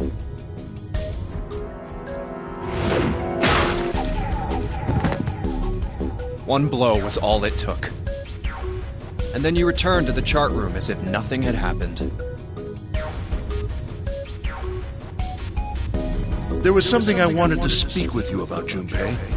Could you come with me for a moment? I had no reason to say no, so I followed you to the wheelhouse. When we stepped inside, remember how you slipped your hand into my vest? You pulled out a piece of paper, the one I used to cheat during the vote. But that wasn't really what you were after. Your true purpose had been to slip the watch into my pocket. It wasn't a very good plan. Had way too many holes, and someone saying the wrong thing could have brought it all down around you.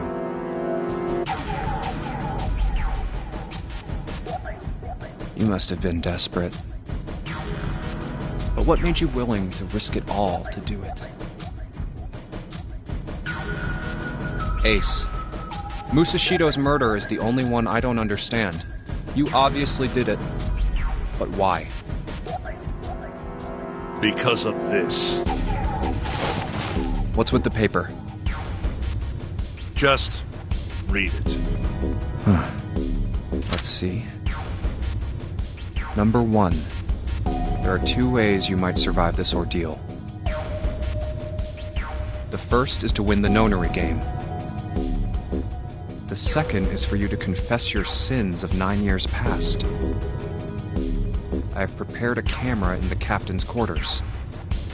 The images captured by that camera will be streamed through a satellite and distributed across the world.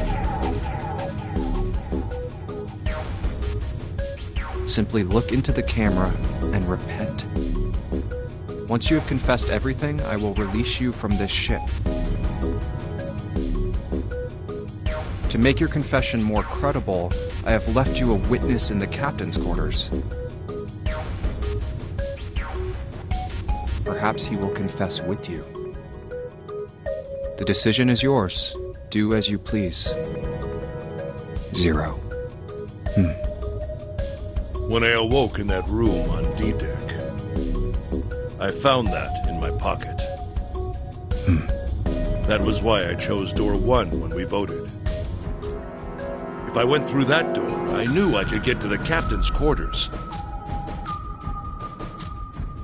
As you said, I knew how to enter the wheelhouse.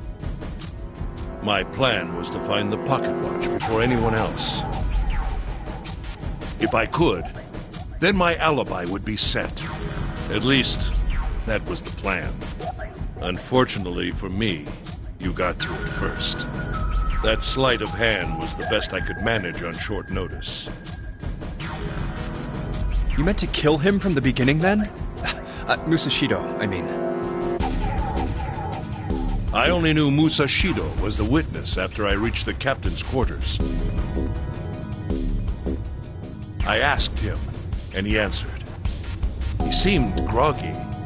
Perhaps he had only just awoken from sedation. I suppose Nijisaki was in much the same state. He seemed confused and disoriented when I encountered him. But yes, you are correct. I intended to kill him from the beginning, even though I didn't know who he was. I proceeded to the captain's quarters in order to remove this so-called witness.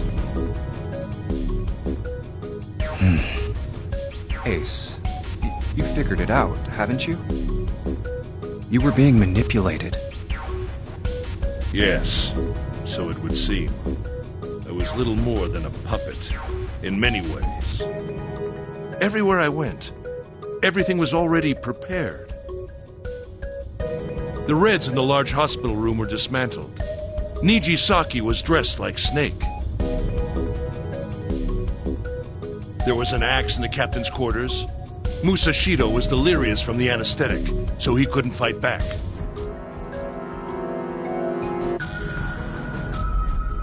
Nijisaki as well. In retrospect, I can't understand how I could have fallen into such a simple trap. But yes, this was a trap. It was Zero's trap. And I fell for it, hook, line, and sinker. I did everything he wanted me to do. Yeah. By manipulating you, Zero was able to kill 3 people and keep the blood off his own hands. All of this was revenge for what happened 9 years ago. That's why this nonary game happened. Am I right, Santa? Huh? What the hell are you talking about? I don't know any... Ain't no point trying to play dumb anymore, Santa. Actually, I guess I should call you Aoi Kurashiki, huh? My memory came back to me, kid. You're Aoi Kurashiki, no doubt about it. Never thought I'd be back in this room talking to you. But hey, I guess this was all part of your plan, right? After all, the person who planned the nonary game this time around was Zero. And Zero's you. Looks like you really do have your memories back, huh? Well, I guess there's no point in hiding it then, huh? Yeah, you got me. I'm Aoi Kurashiki. I was one of the kids in the nonary game 9 years ago. I made it out. So did Snake over there. But there's one thing... No, I guess there's 2 things you got wrong. Number 1, I ain't Zero. What? Wait, what? Sure, I was helping Zero out, but I'm really more of an assistant, like a secretary. But an assistant's only an assistant. I didn't come up with all this. All I did was follow Zero's orders. Then, if you're not Zero, who is? Calm down there, Junpei. Didn't I say 2 things? You made one more mistake. Junpei, you just said, all of this was revenge for what happened 9 years ago. That's why this nonary game happened. But that's not it. Revenge isn't the only purpose. There's another reason you guys were playing the nonary game. To save someone. Save someone? Right. You were brought here to help my sister. To save Akane. What the hell are you talking about? Akane Kurashiki died 9 years ago in this room.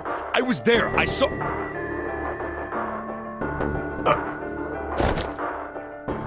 What? What the hell? Where is she? Where's Akane Kurashiki? Ugh! Oh, my head! My head, it feels like it's gonna pop. Seven! What the hell is going on? I don't know, I just... Oh! I swear to God, my head feels like it's about to explode! What was the Nonary Project? I'm sure you know already, but I'll tell you one more time.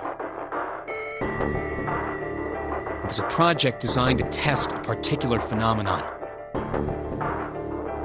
And what was that phenomenon?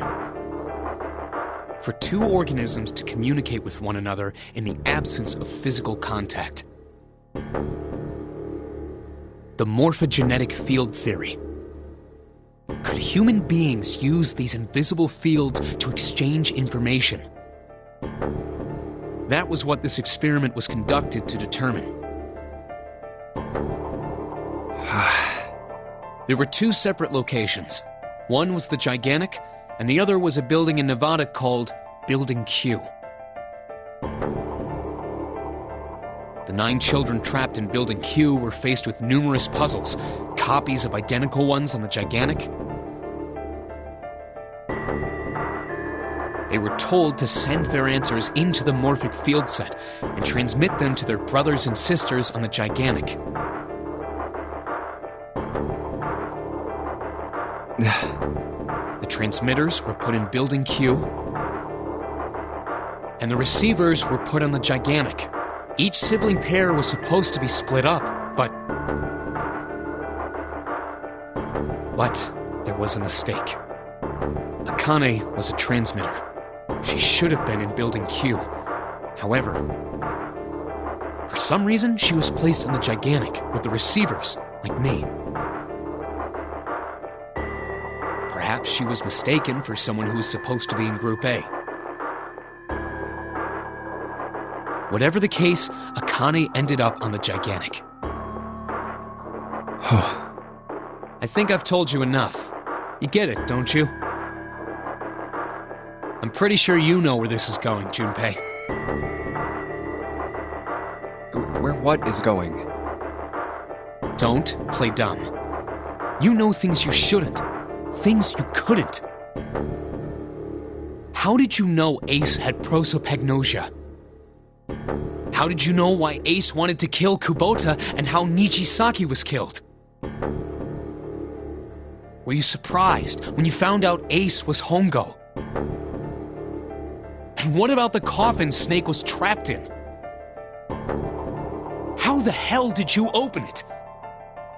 Well, that's...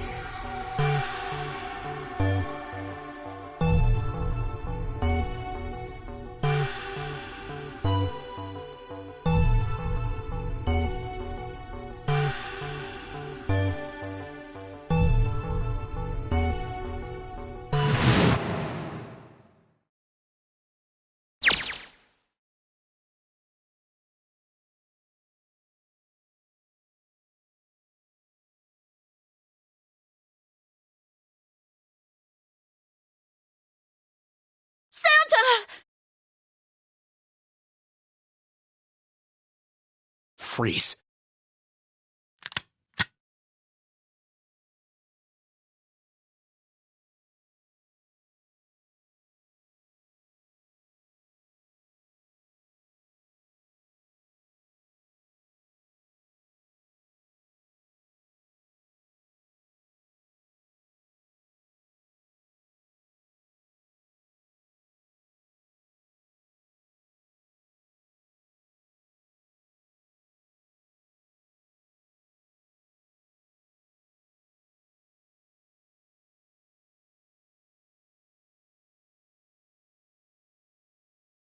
Get up.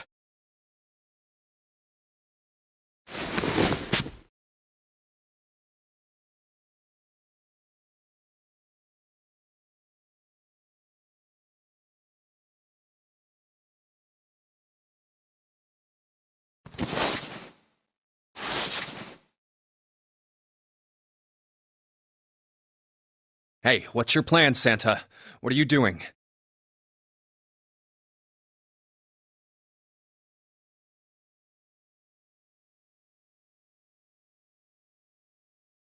Didn't I tell you? I'm Santa Claus. It's time for me to go make a wish come true.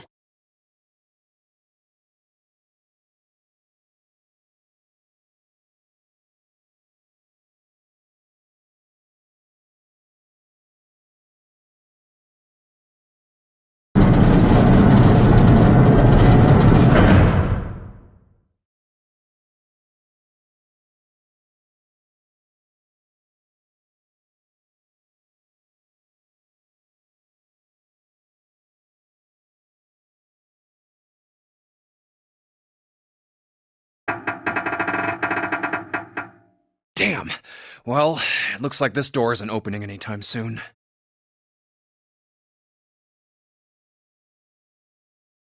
Oh, you mean we're trapped? So it would seem. What the hell is Santa trying to do? Oh my gosh! Oh my gosh, what? Have you considered where we are? There can really only be one thing Santa would do now. No. No, you can't be serious.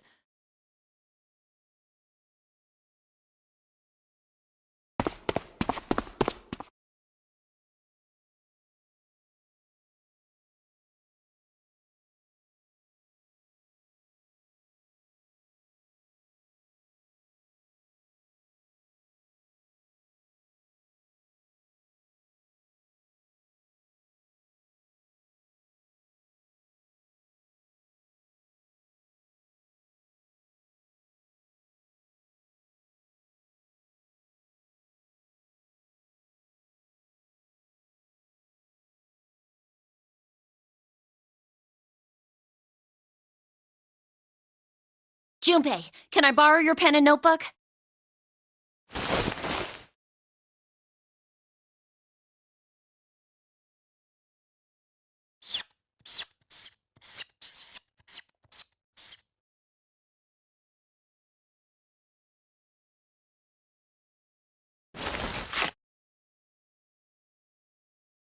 What the hell are you doing, Clover? Give me that!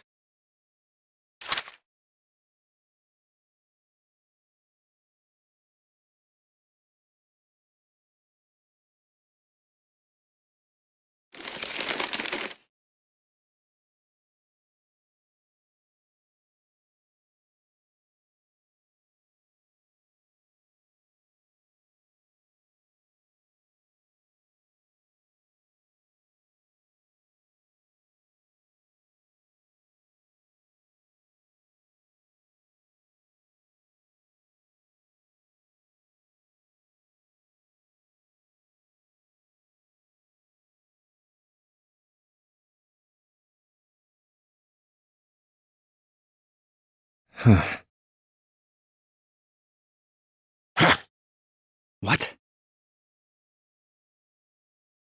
And there's no other way?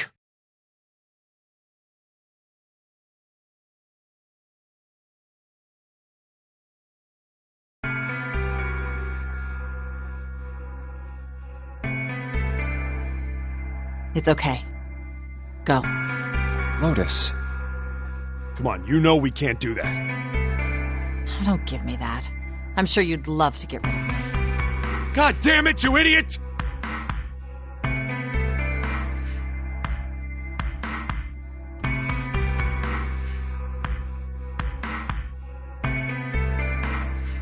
Without... if you're not... Look, it'd be bad, alright?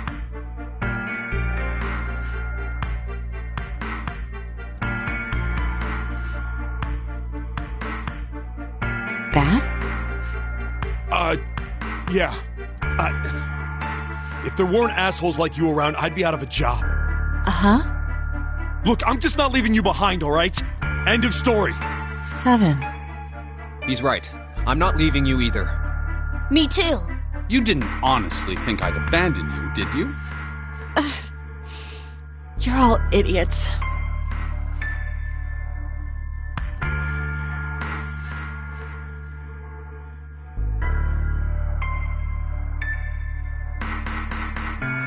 That being said, however, I doubt we would be able to open the door anyway, even if we were to leave Lotus behind. Huh? Why? I trust you remember what happened to Ace? I couldn't, see exactly what happened, but I was able to guess what he was attempting to do earlier, at the Red. Oh, yeah. No! What is this? Why? The digital route should be 9! It has to be 9! Then why? Why isn't it opening? Just to see. Why don't we give it a shot? Give it a shot? Yes, that is what I said.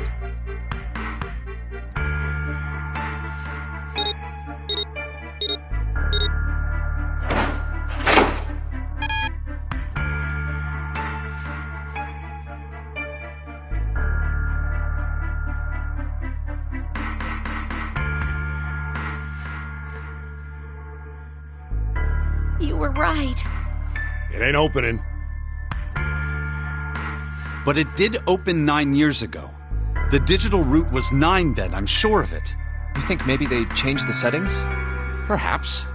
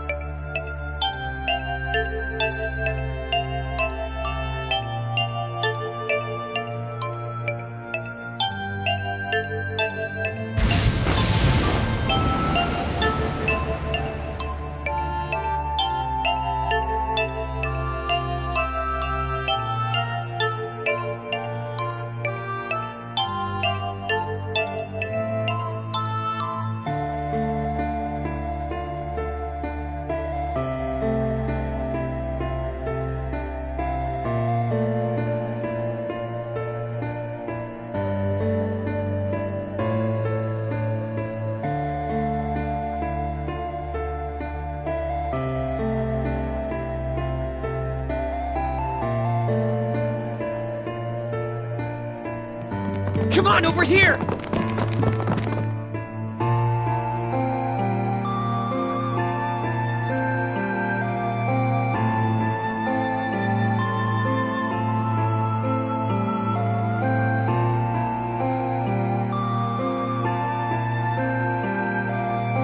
Come on, hurry up!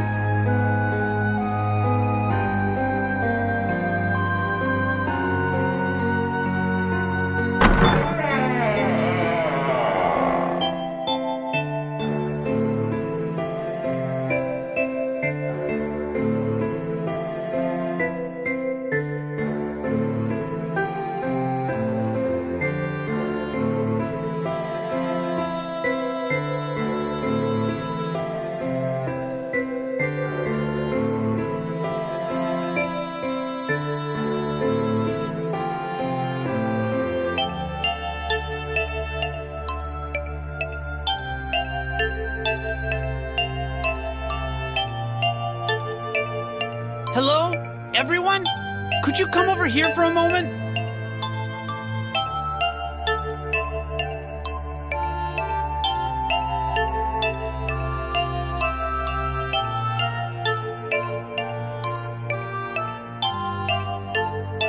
I have a little sister. She is very important to me. Right now, she is over in Building Q and is desperately trying to send information over to me. Her name is Clover, and today is her 9th birthday.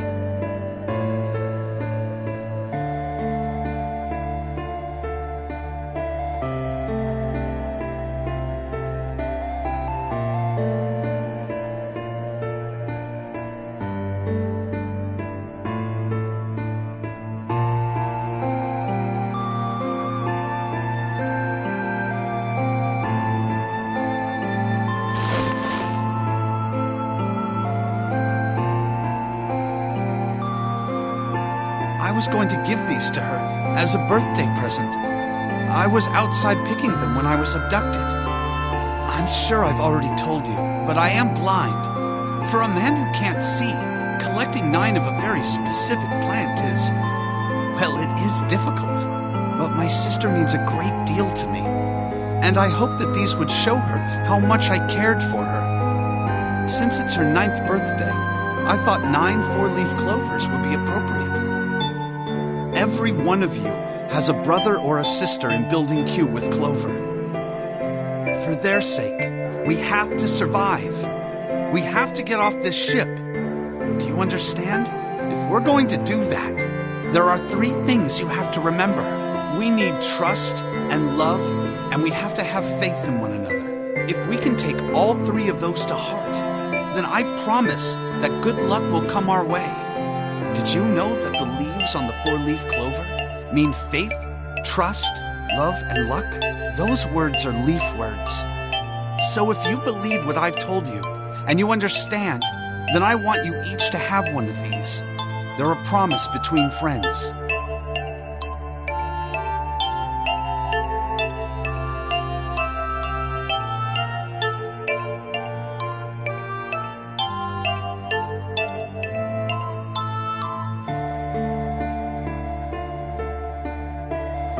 Don't ever forget, so long as you have that, we will always be connected. Do you understand?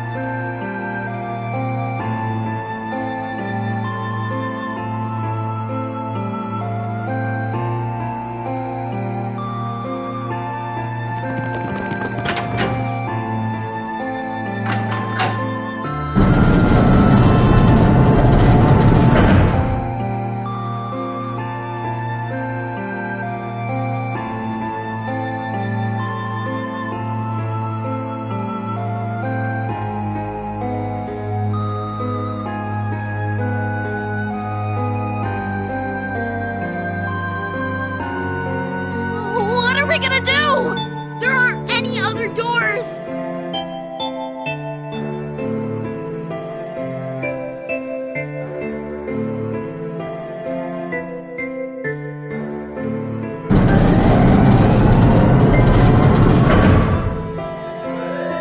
Warning. Warning.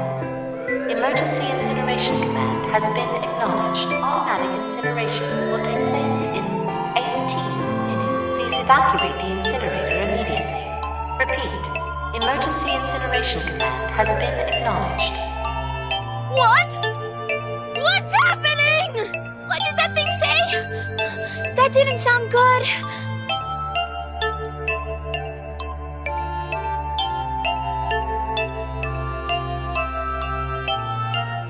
I think it means this room is gonna burn. Burn! The plaque on the door says incinerator, and that voice said that the incineration is about to start. And incinerate means to burn.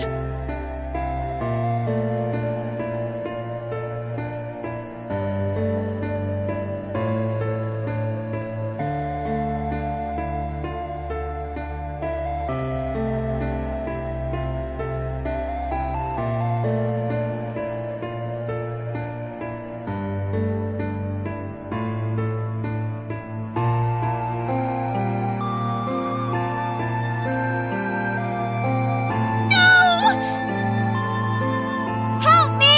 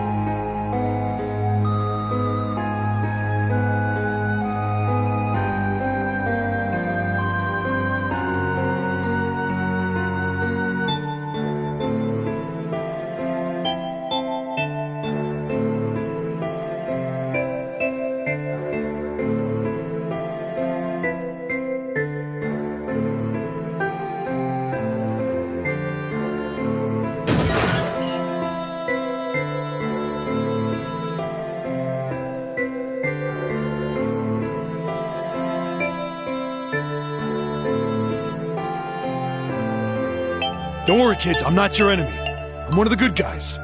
I'm a detective. I'm here to rescue you.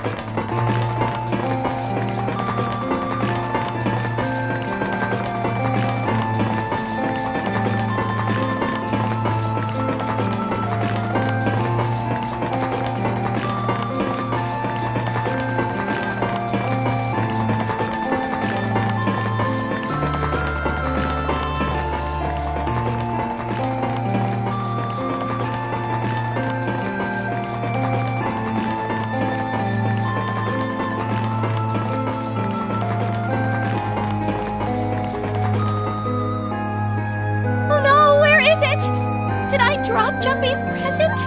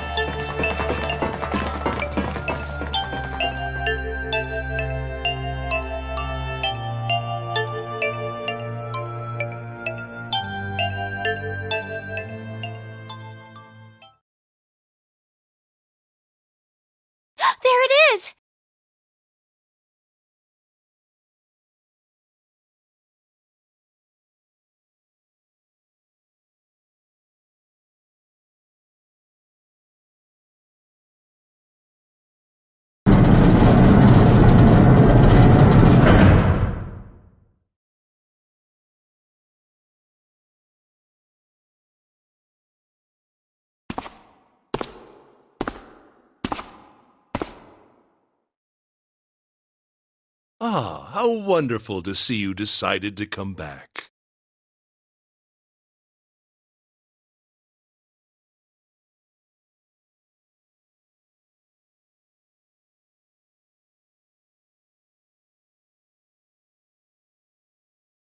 Come with me. We must continue the experiment.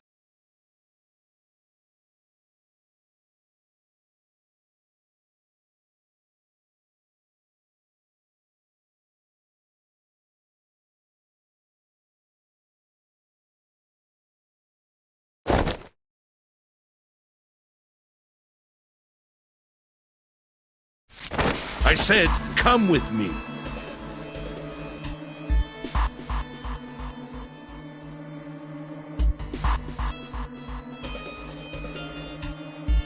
No! Stop! Let go of me! Let go!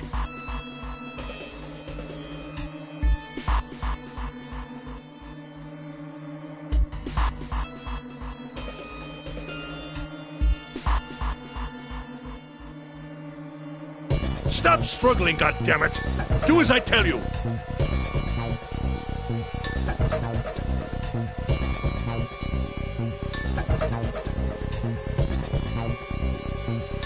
Help me! Somebody help me!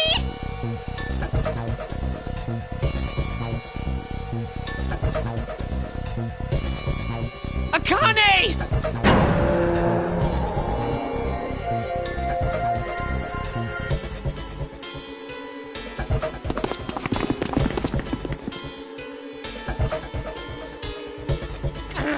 Akane!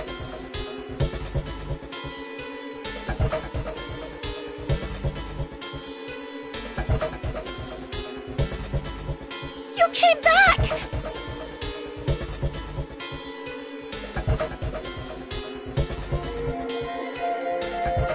Ah! You're too late, idiot!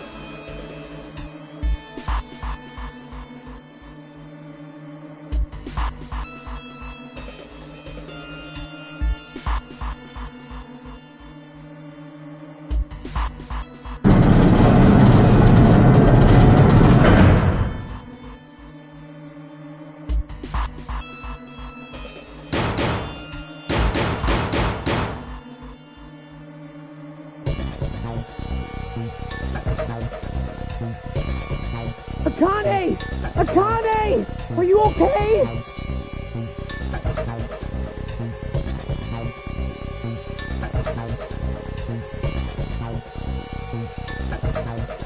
Help me!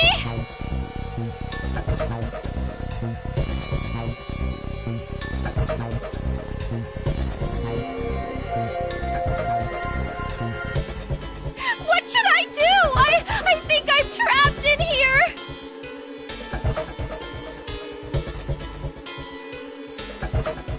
Where'd Tom go? He went out the other door! What?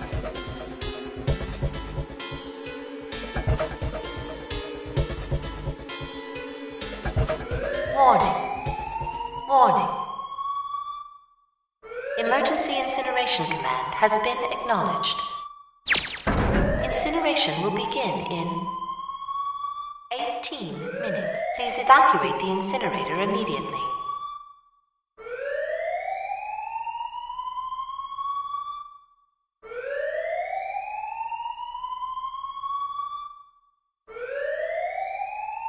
I knew it! It's starting. Santa started the incinerator. Fuck! Man, I never thought I'd hear that damn voice again after 9 years. What the hell? What the hell? What in God's name are you talking about? It's 9 years this and 9 years that, and when it's not 9 years something, then you're talking about some sort of fucking experiments. You aren't making any sense.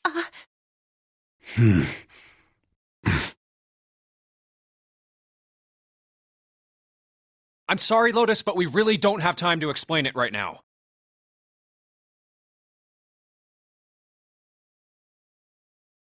I promise, I'll tell you everything once we get out of here. But... Incineration will begin in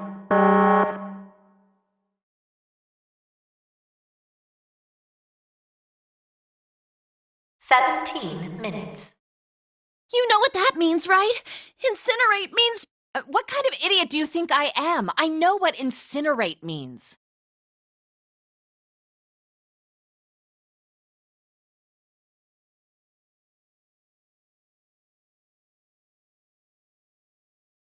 Well... God damn it! Okay, fine. I won't ask anything else. Talk about whatever you want. But you have to do something for me. 7, figure this out. What? Why me? Just shut up and stop this thing! How the hell? There has to be some sort of emergency shut-off button. There isn't anything like that. How the hell do you know? Because I looked for it 9 years ago.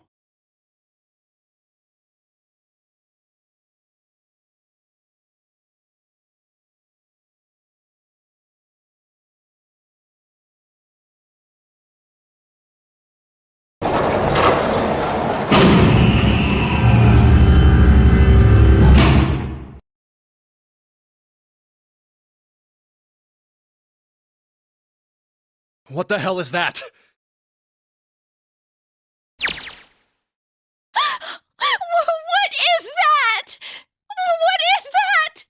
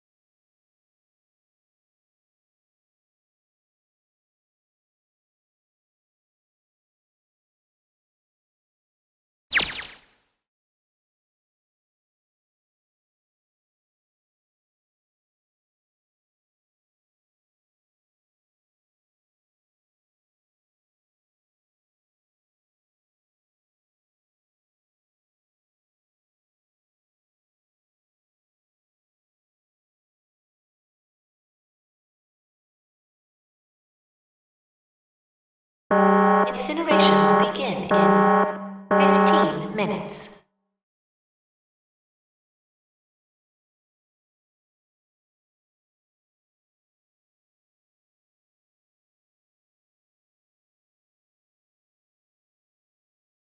Hey, move!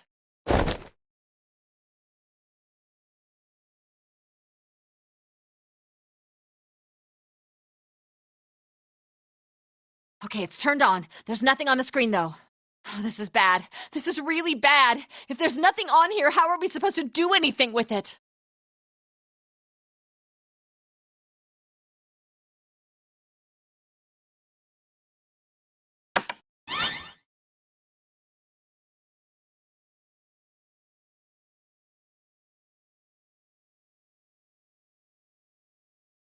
What is this? What's up? It looks like some sort of puzzle.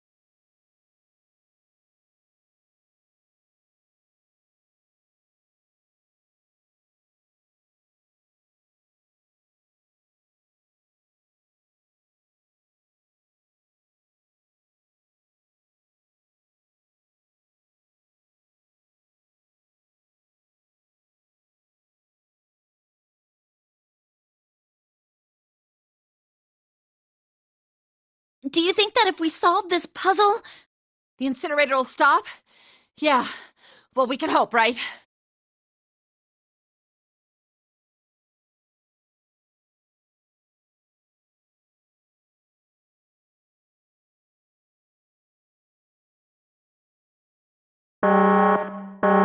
Incineration will begin in 13 minutes.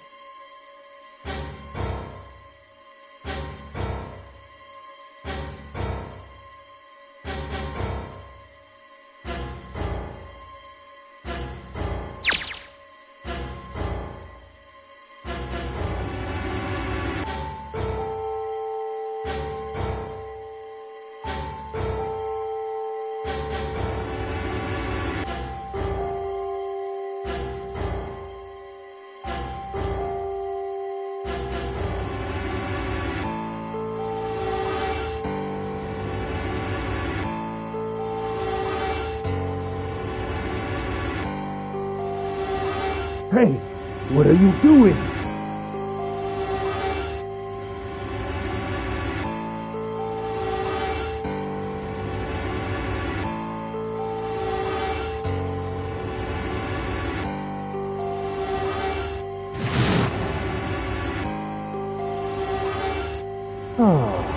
Don't know what to do.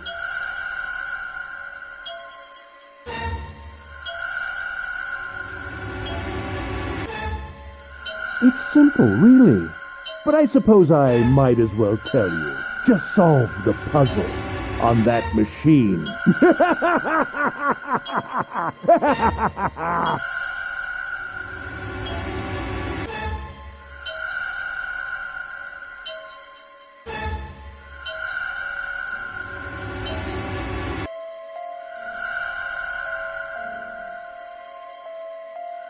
you're a terrible person!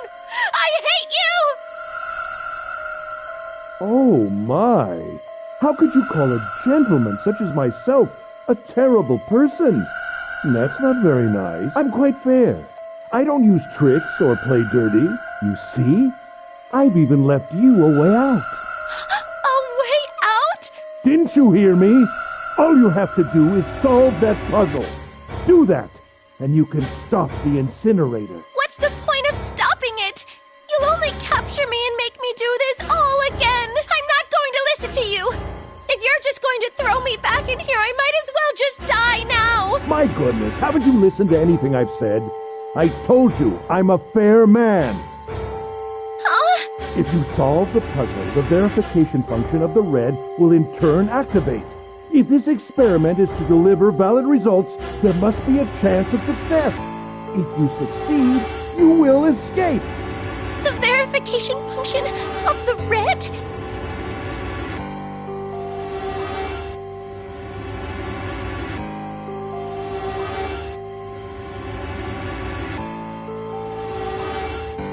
Ah, so you do remember.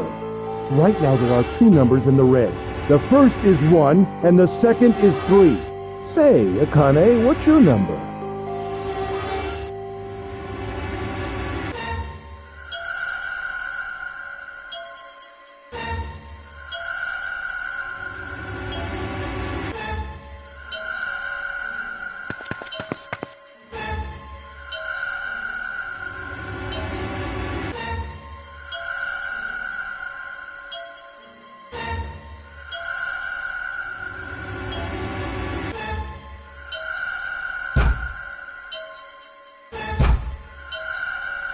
You really aren't one for listening, are you?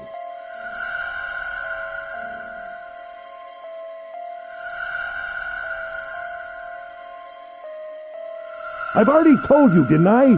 Once you've solved the puzzle, the verification function of the red will activate. In other words, if you haven't solved the puzzle, you can't enter your number. What kind of fool are you? Why are you doing this? You could never understand. You don't know what it's like to spend every day surrounded by monkeys. Now start the experiment. Solve the puzzle.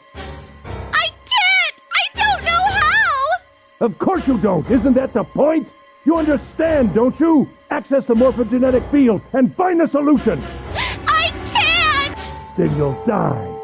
You'll burn alive. It's gonna be quite hot in there in a few minutes. I imagine it will be very painful.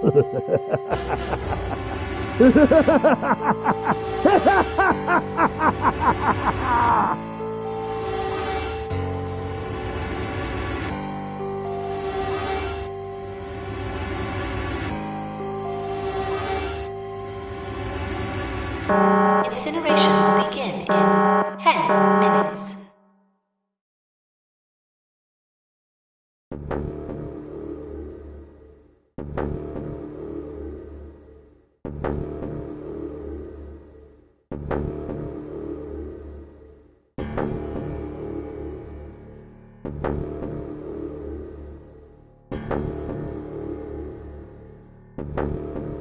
I can't.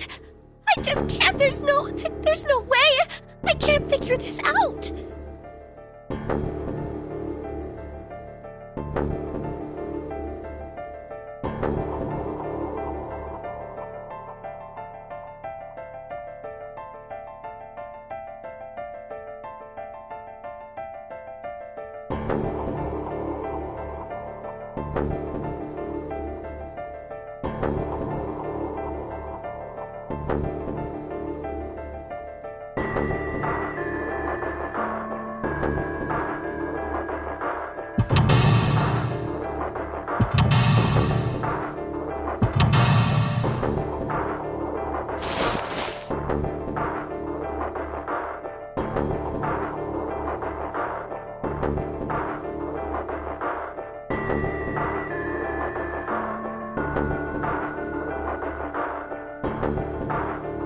Help me! Jumpy! Help me! Help me! Help me! Jumpy! Jumpy! Jumpy! Please help me! Jumpy! Akane? Akane? Who the hell is Akane? Shut up! Just shut the hell up!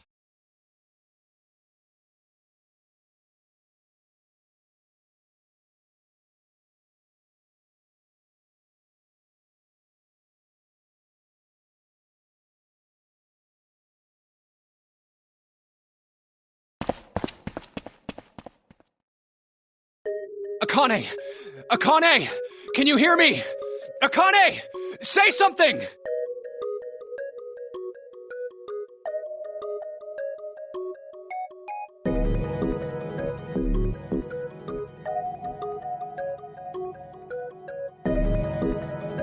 Akane! Answer me! Akane! Jumpy?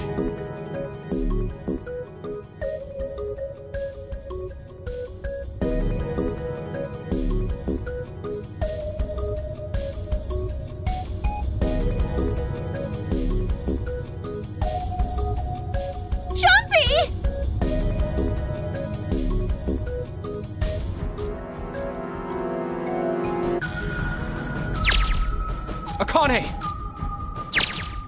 Jumpy!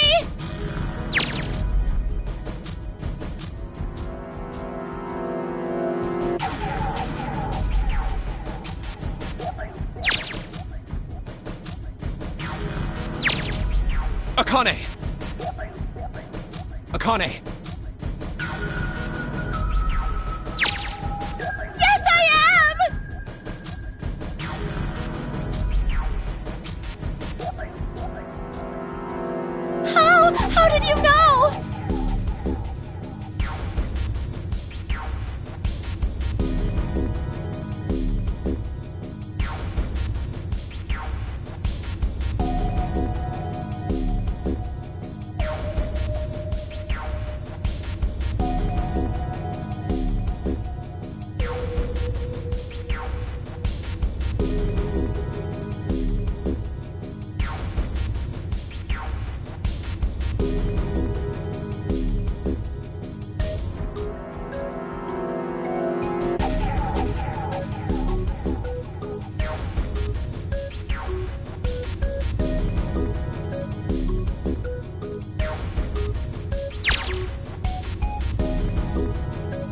Right.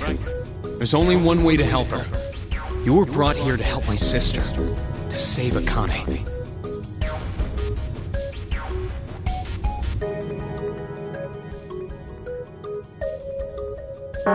Incineration will begin in 7 minutes.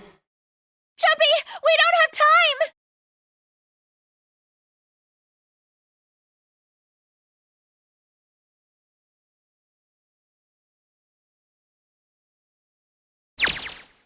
Got it!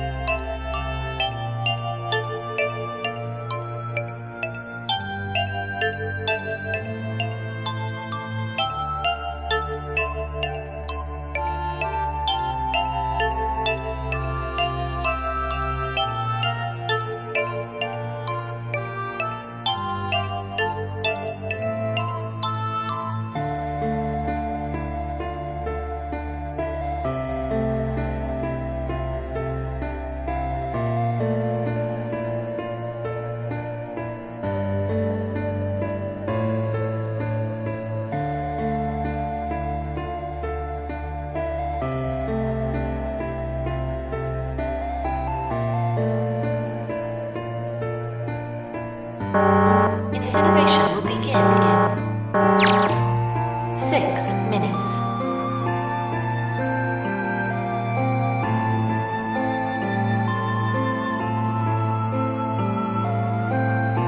Jumpy! Yeah, I know. Just hang on, alright? I promise I'll get you out of there. I'm not gonna let you die. I promise. So don't worry, alright? Just give me a few minutes, okay? Okay.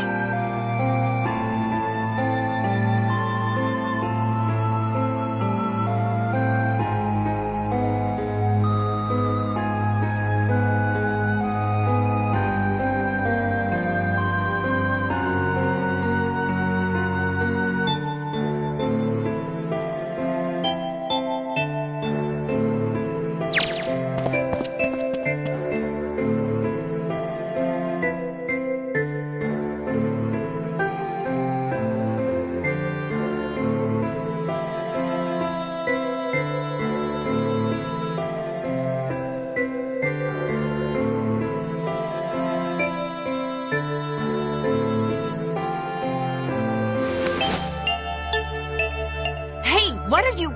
Just trust me, okay?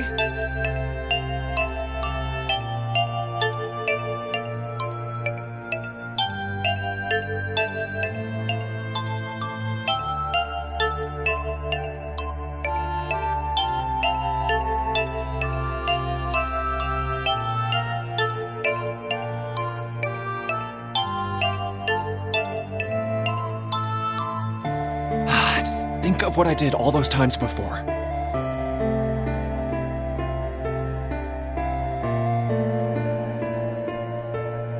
I'm gonna do this on my own, with my own mind. I'm gonna solve this problem.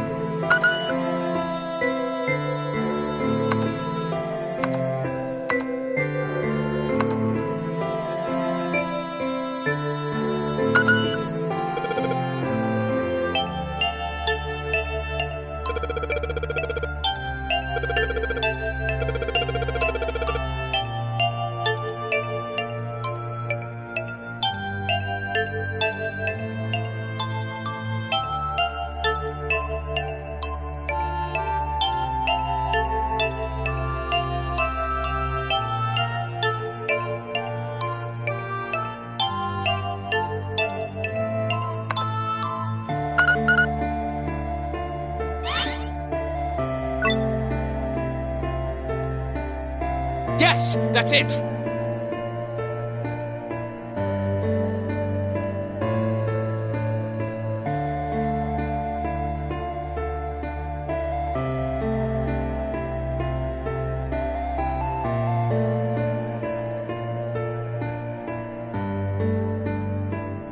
Akane! Did you get it? Yes, I did! I solved it! I mean, really, you solved it for me, but I copied everything you did! Now I just have to press enter! Then what the hell are you waiting for? Push it! Okay, I will!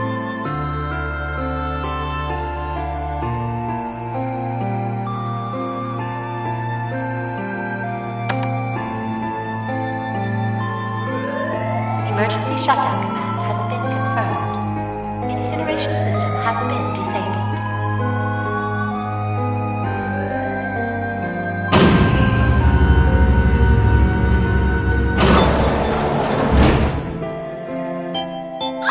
Jumpy! It worked! It worked! The incinerator shut down! It worked!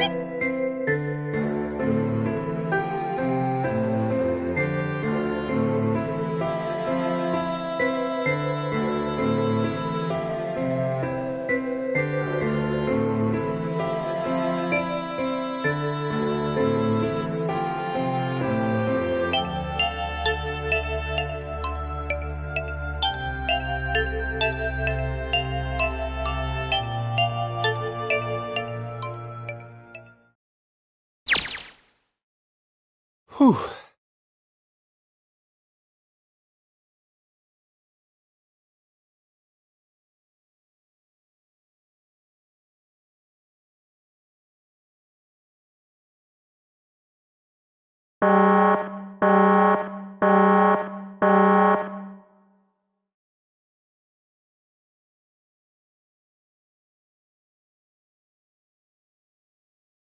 Akane! Sorry, but things are kind of busy over here. I'm gonna have to hang up now, okay? Oh, of course! That's fine!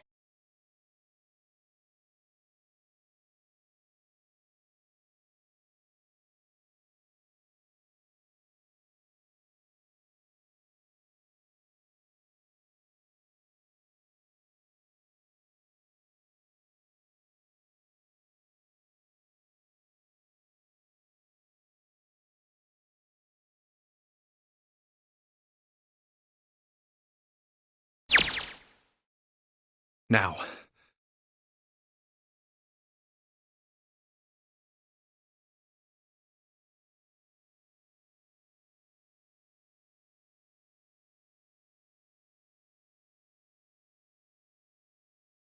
Junpei, are you...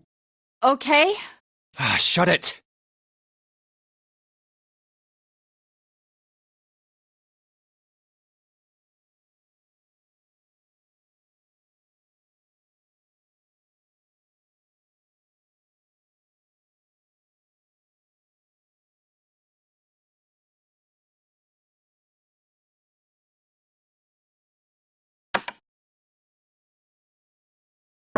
Incineration will begin in 90 seconds. It doesn't sound like it's stopping. What the shit? Why isn't it stopping?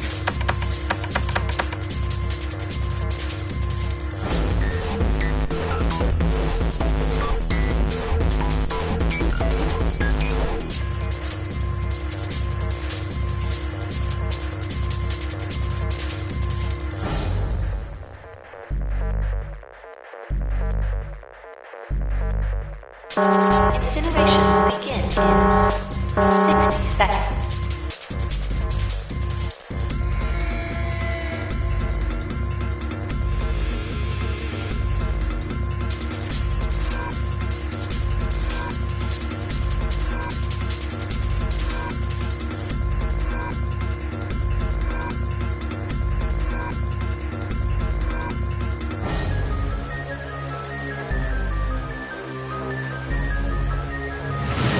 It is hidden, but an exit can be found. Seek a way out.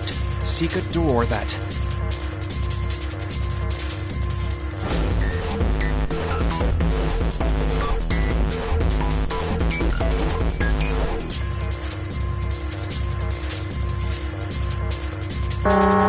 Incineration will begin in 30 seconds. Run, guys! Get to the door! Run!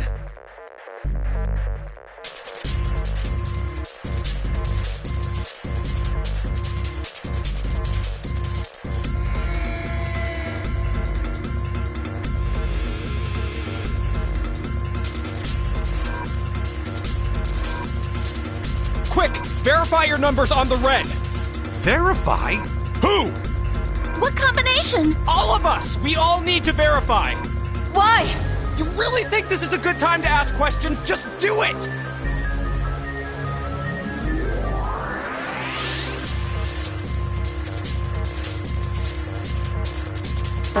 Incineration will begin in 10 seconds. 9, 8, 7, 6, 5, 4, 3, 2.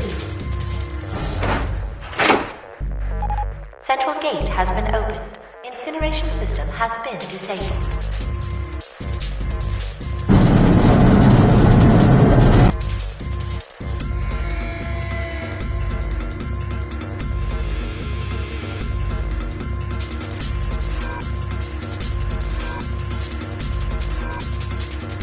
Hurry! We've only got 9 seconds before the door closes! Go, go, go!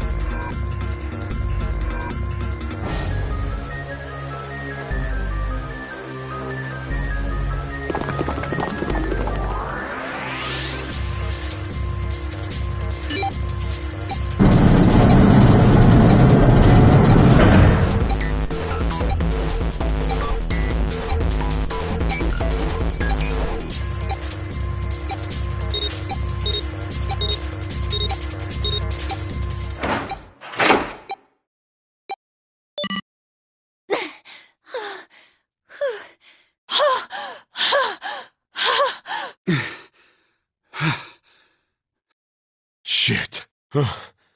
Looks like we made it, huh?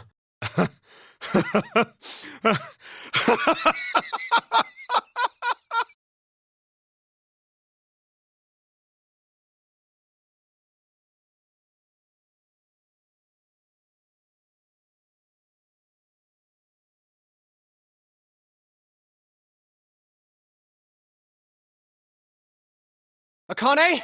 Akane! Can you hear me? Akane!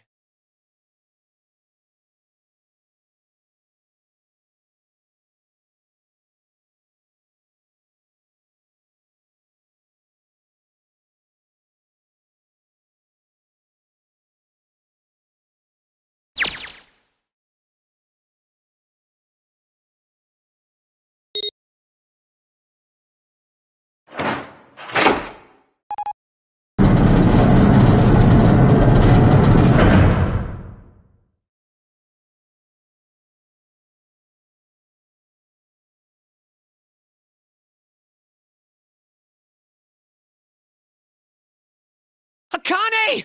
Oi!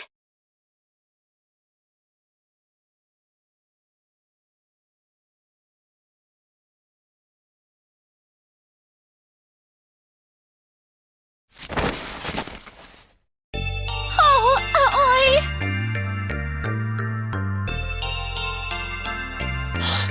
Akane!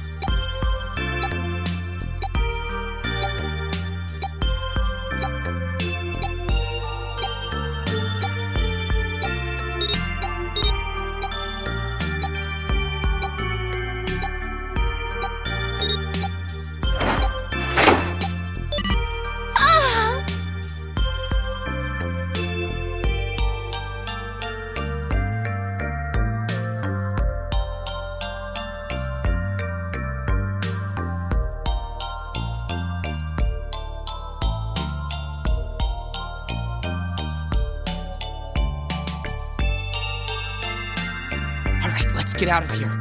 If we don't book it, we might run into Hongo again.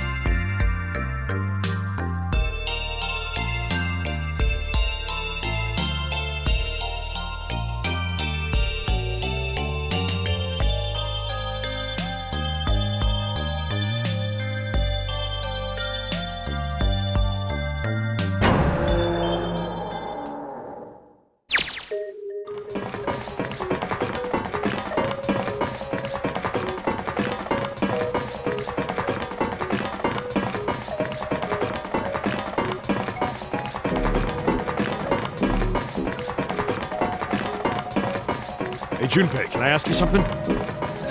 What's up? That door, the one with the 9 on it. Why'd it open? Yeah, all 5 of us verified our numbers on the red. 2 plus 4 plus 5 plus 7 plus 8 is 26. That makes our digital route 8. It shouldn't have opened. That's not like you, Lotus. I thought you would have figured it out already. Huh? Why? Because you were the person who taught me about the idea of bases. Bases? Yeah. What are the 2 numbers in base 2? 0 and 1. How about base 10? That goes from 0 to 9, right? Then how about base 16? 0 through F. After 9, it starts at A and goes from there. B, C, D, etc. You're right. In other words, A in base 16 is 10 in base 10. B is 11, C is 12, D is 13, and so on. So, what about it? You don't get it? What if we keep going with that pattern? What if you go way past base 16 all the way to base 27? Base 27? Yeah. Well, the numerical digits are the same. So, I guess you'd add alphabetical digits. E is 14, F is 15, G is 16. H is 17, I is 18, J is 19. K is 20, L is 21, M is 22. N is 23, O is 24, P is 25. Yeah, and? What comes after that? Q. 26! And what does that mean? There wasn't a 9 on the door. It was a Q! A fucking lowercase Q! Yep, that's pretty much it. I guess to put it another way, you could say that it was a 9 in base 10, but a Q in base 27.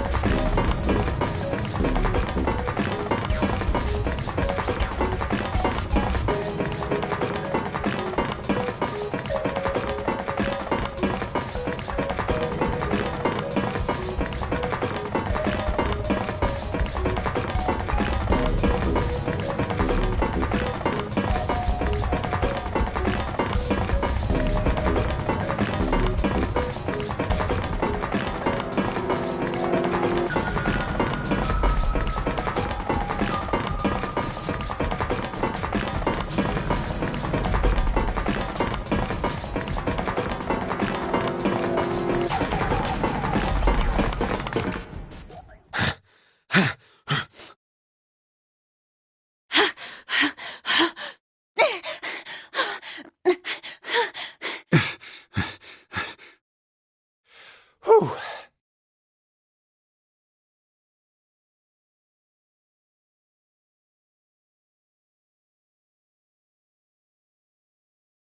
All right, I'm gonna open it. Yeah. Yes. We're finally here! Please do.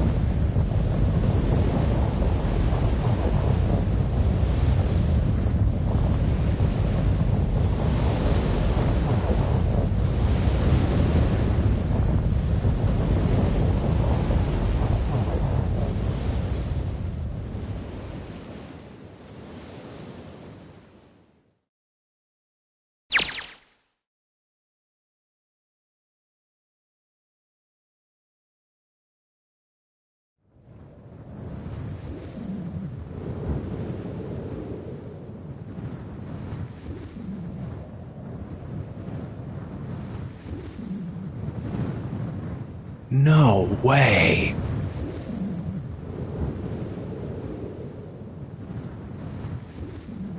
What? It can't be. This is...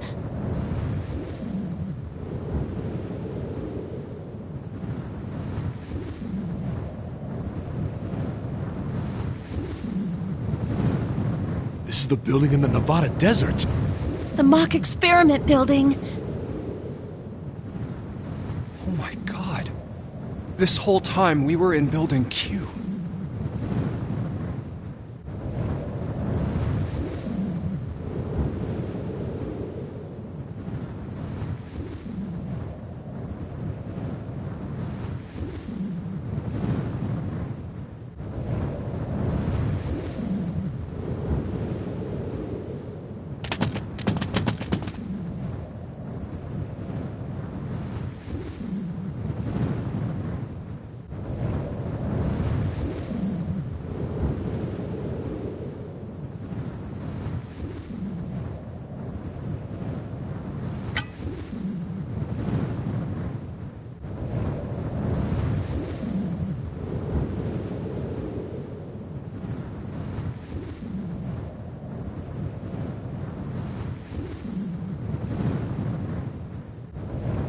Akane.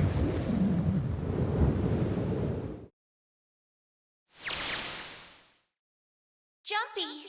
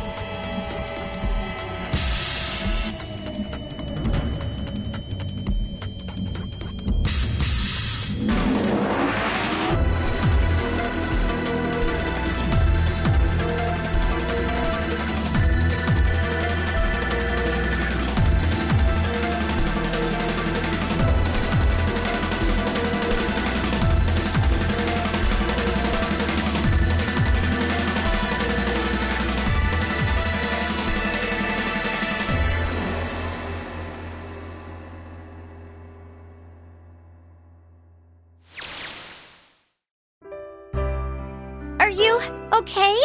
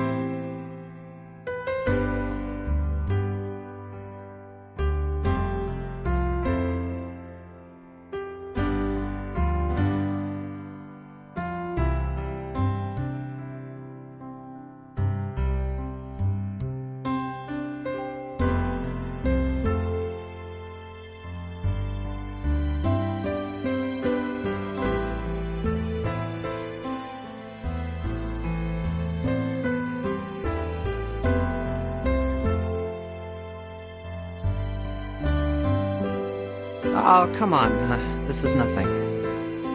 Really? Yeah. You don't look okay.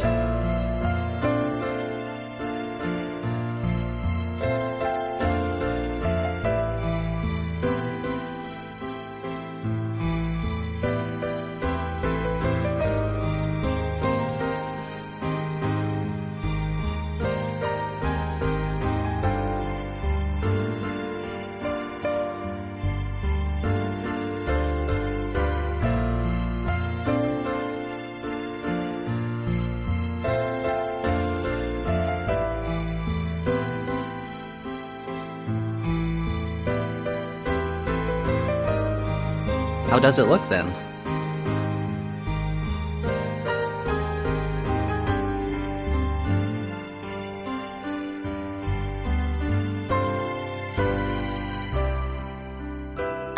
Well, let's see. It looks like you kissed a toad and got warts, but then they just kept growing and growing and growing.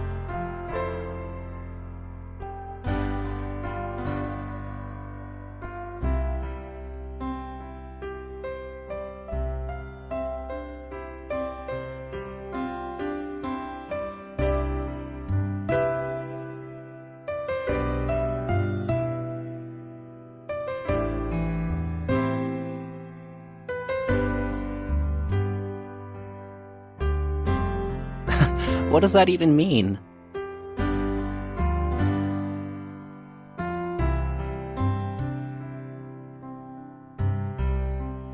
Oh, ow, ow, ow, ow. See? I told you you're not okay. You're too reckless. You can't beat 5 8th graders, Jumpy. That's crazy. Yeah, but I couldn't just stand there. I mean, don't you think so? I had to do something.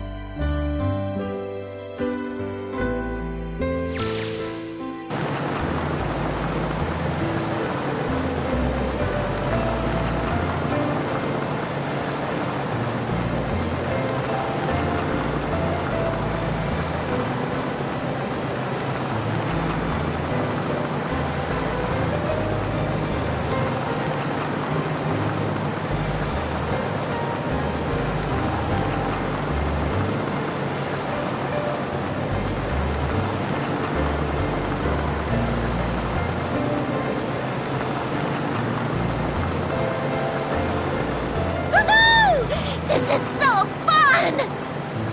This is so awesome! Driving is so great when there's nothing around, and there's no speed limit. Hey, Clover, watch those bumps, all right? This car jumps even a little, and I think I'm gonna get crushed to death. Hey, shut it. I can't help if I'm big, all right? Suck it up. Why don't you drive, Seven? I'm a cop. I ain't gonna break the law.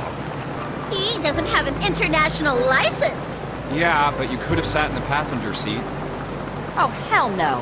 There's no way I'm giving this seat up.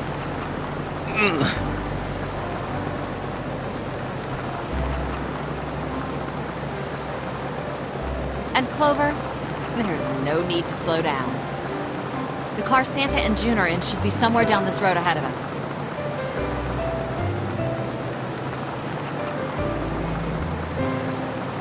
Yeah, I saw some fresh tire tracks going out. There's no doubt about it. Then we've got to hurry if we want to catch them, don't we? Sure thing.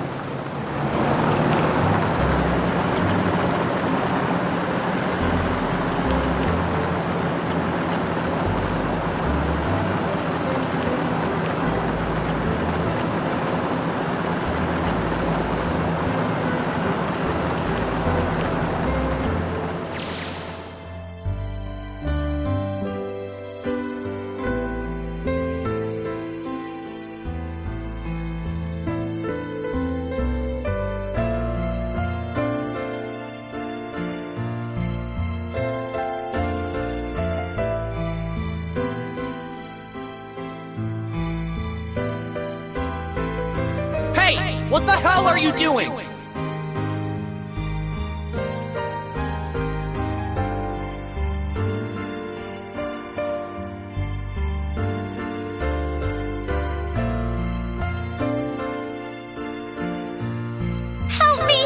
Professor, please! You have to come with me!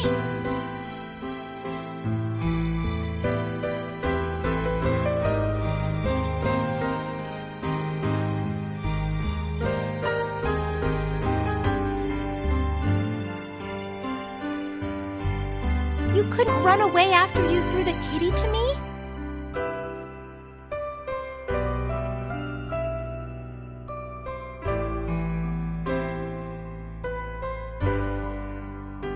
Yeah, I guess I could've. Then why didn't you? I didn't want to. I wanted to beat him up. Beat him up real good. Because of what they were doing to the kitty. Yeah, that too, but I think they were the ones behind those murders our first semester. Remember? Oh, you mean the bunnies. Yeah, the bunnies.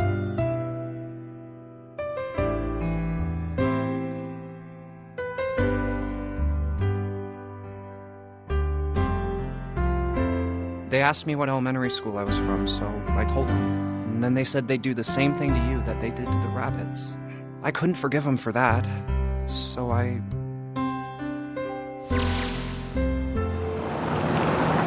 Hey, there's still some stuff I don't get.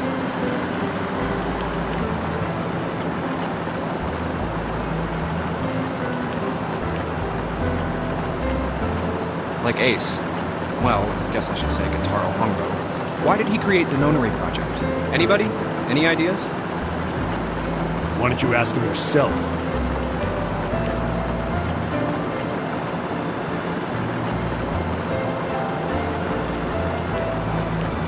He's still in the trunk, I assume?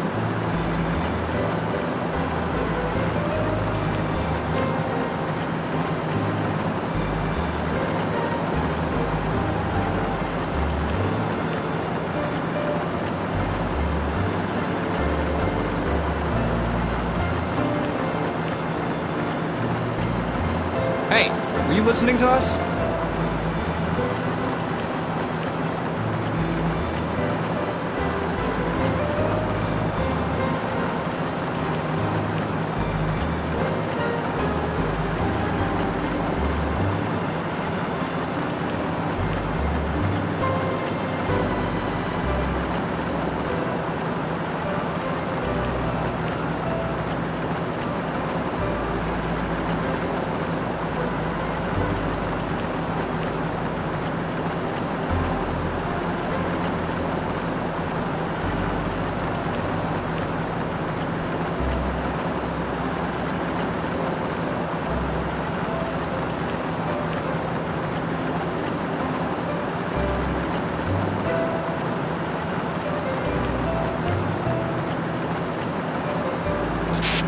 Come on, I know you were. Answer me.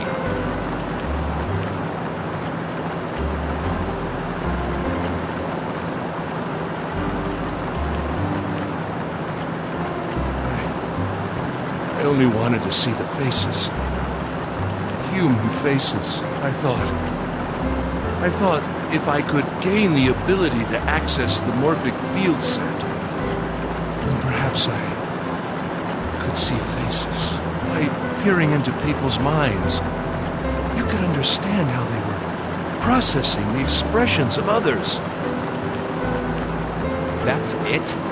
Yes, if you want to put it simply. But if you are looking for a more philosophical answer, you could supply that as well. You see, the human collective consciousness...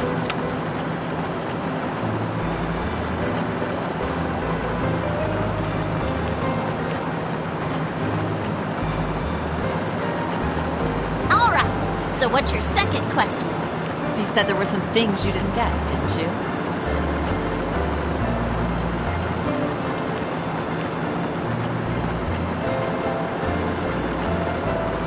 Well, my next question doesn't really have anything to do with you two. This is for you, Seven. It's about the whole Alice thing. What's the deal with that? Well, see, 9 years ago, after I escaped from the Gigantic, I kept going after Hongo on my own. Hoping I'd catch him when I finally slipped up. During the course of my investigations, I learned a lot more about the Gigantic. I also found out about Bourdain and Alice. You're not really answering my question. Was there actually a girl who wouldn't melt at room temperature?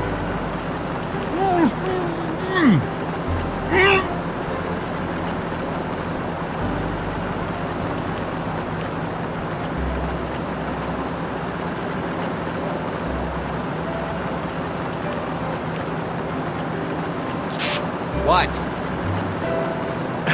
Alice doesn't exist. 9 years ago, I found Alice's coffin behind the library on the bottom deck. There was nothing in it but the root of a peculiar plant. My research determined that it was a member of the genus Madrigorium of the family Solanaceae, and was able to extract a particular alkaloid from it. I used that extract to create Soaper. Its creation was a tremendous boon to my firm, and we grew rapidly.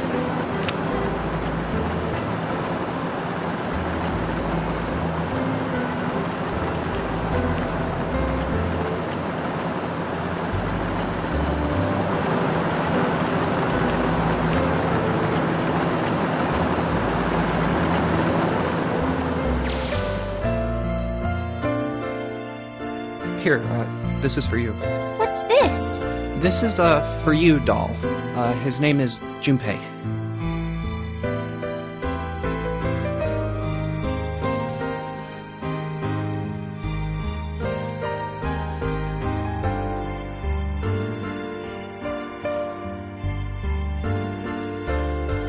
Jumpy, are you sure it's, for you doll? Huh? Yeah, the lady at the shop said so, so that means it's for you, right? Are you sure it's not a voodoo doll? Wait, what? That's... Oh, man. Oh, man. Well, it sure looks like a voodoo doll. I mean, you do know what a voodoo doll is used for, right? Yeah, I guess calling it Junpei isn't a very good idea then. Why are you giving me this anyway? It just seems really sudden. You know how after June, we aren't gonna get to see each other too much? I mean, we're gonna be in different schools, and I just thought I'd, Oh, okay, well, how about we call it June then? Okay. So, I wanted to give you this. You sound like some sort of tribal chief in a bad movie. Yes. I, head of tribe. This doll, traditional charm of tribe. So I give this, it me. So we always together. Oh, Jumpy. If something bad, then hold and pray. I go wherever you are. So here, take.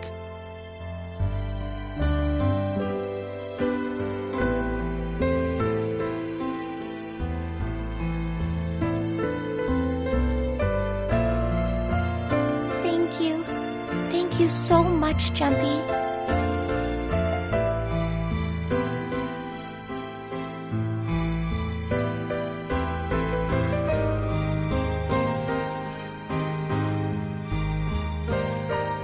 Jumpy, I'll never forget you, I promise.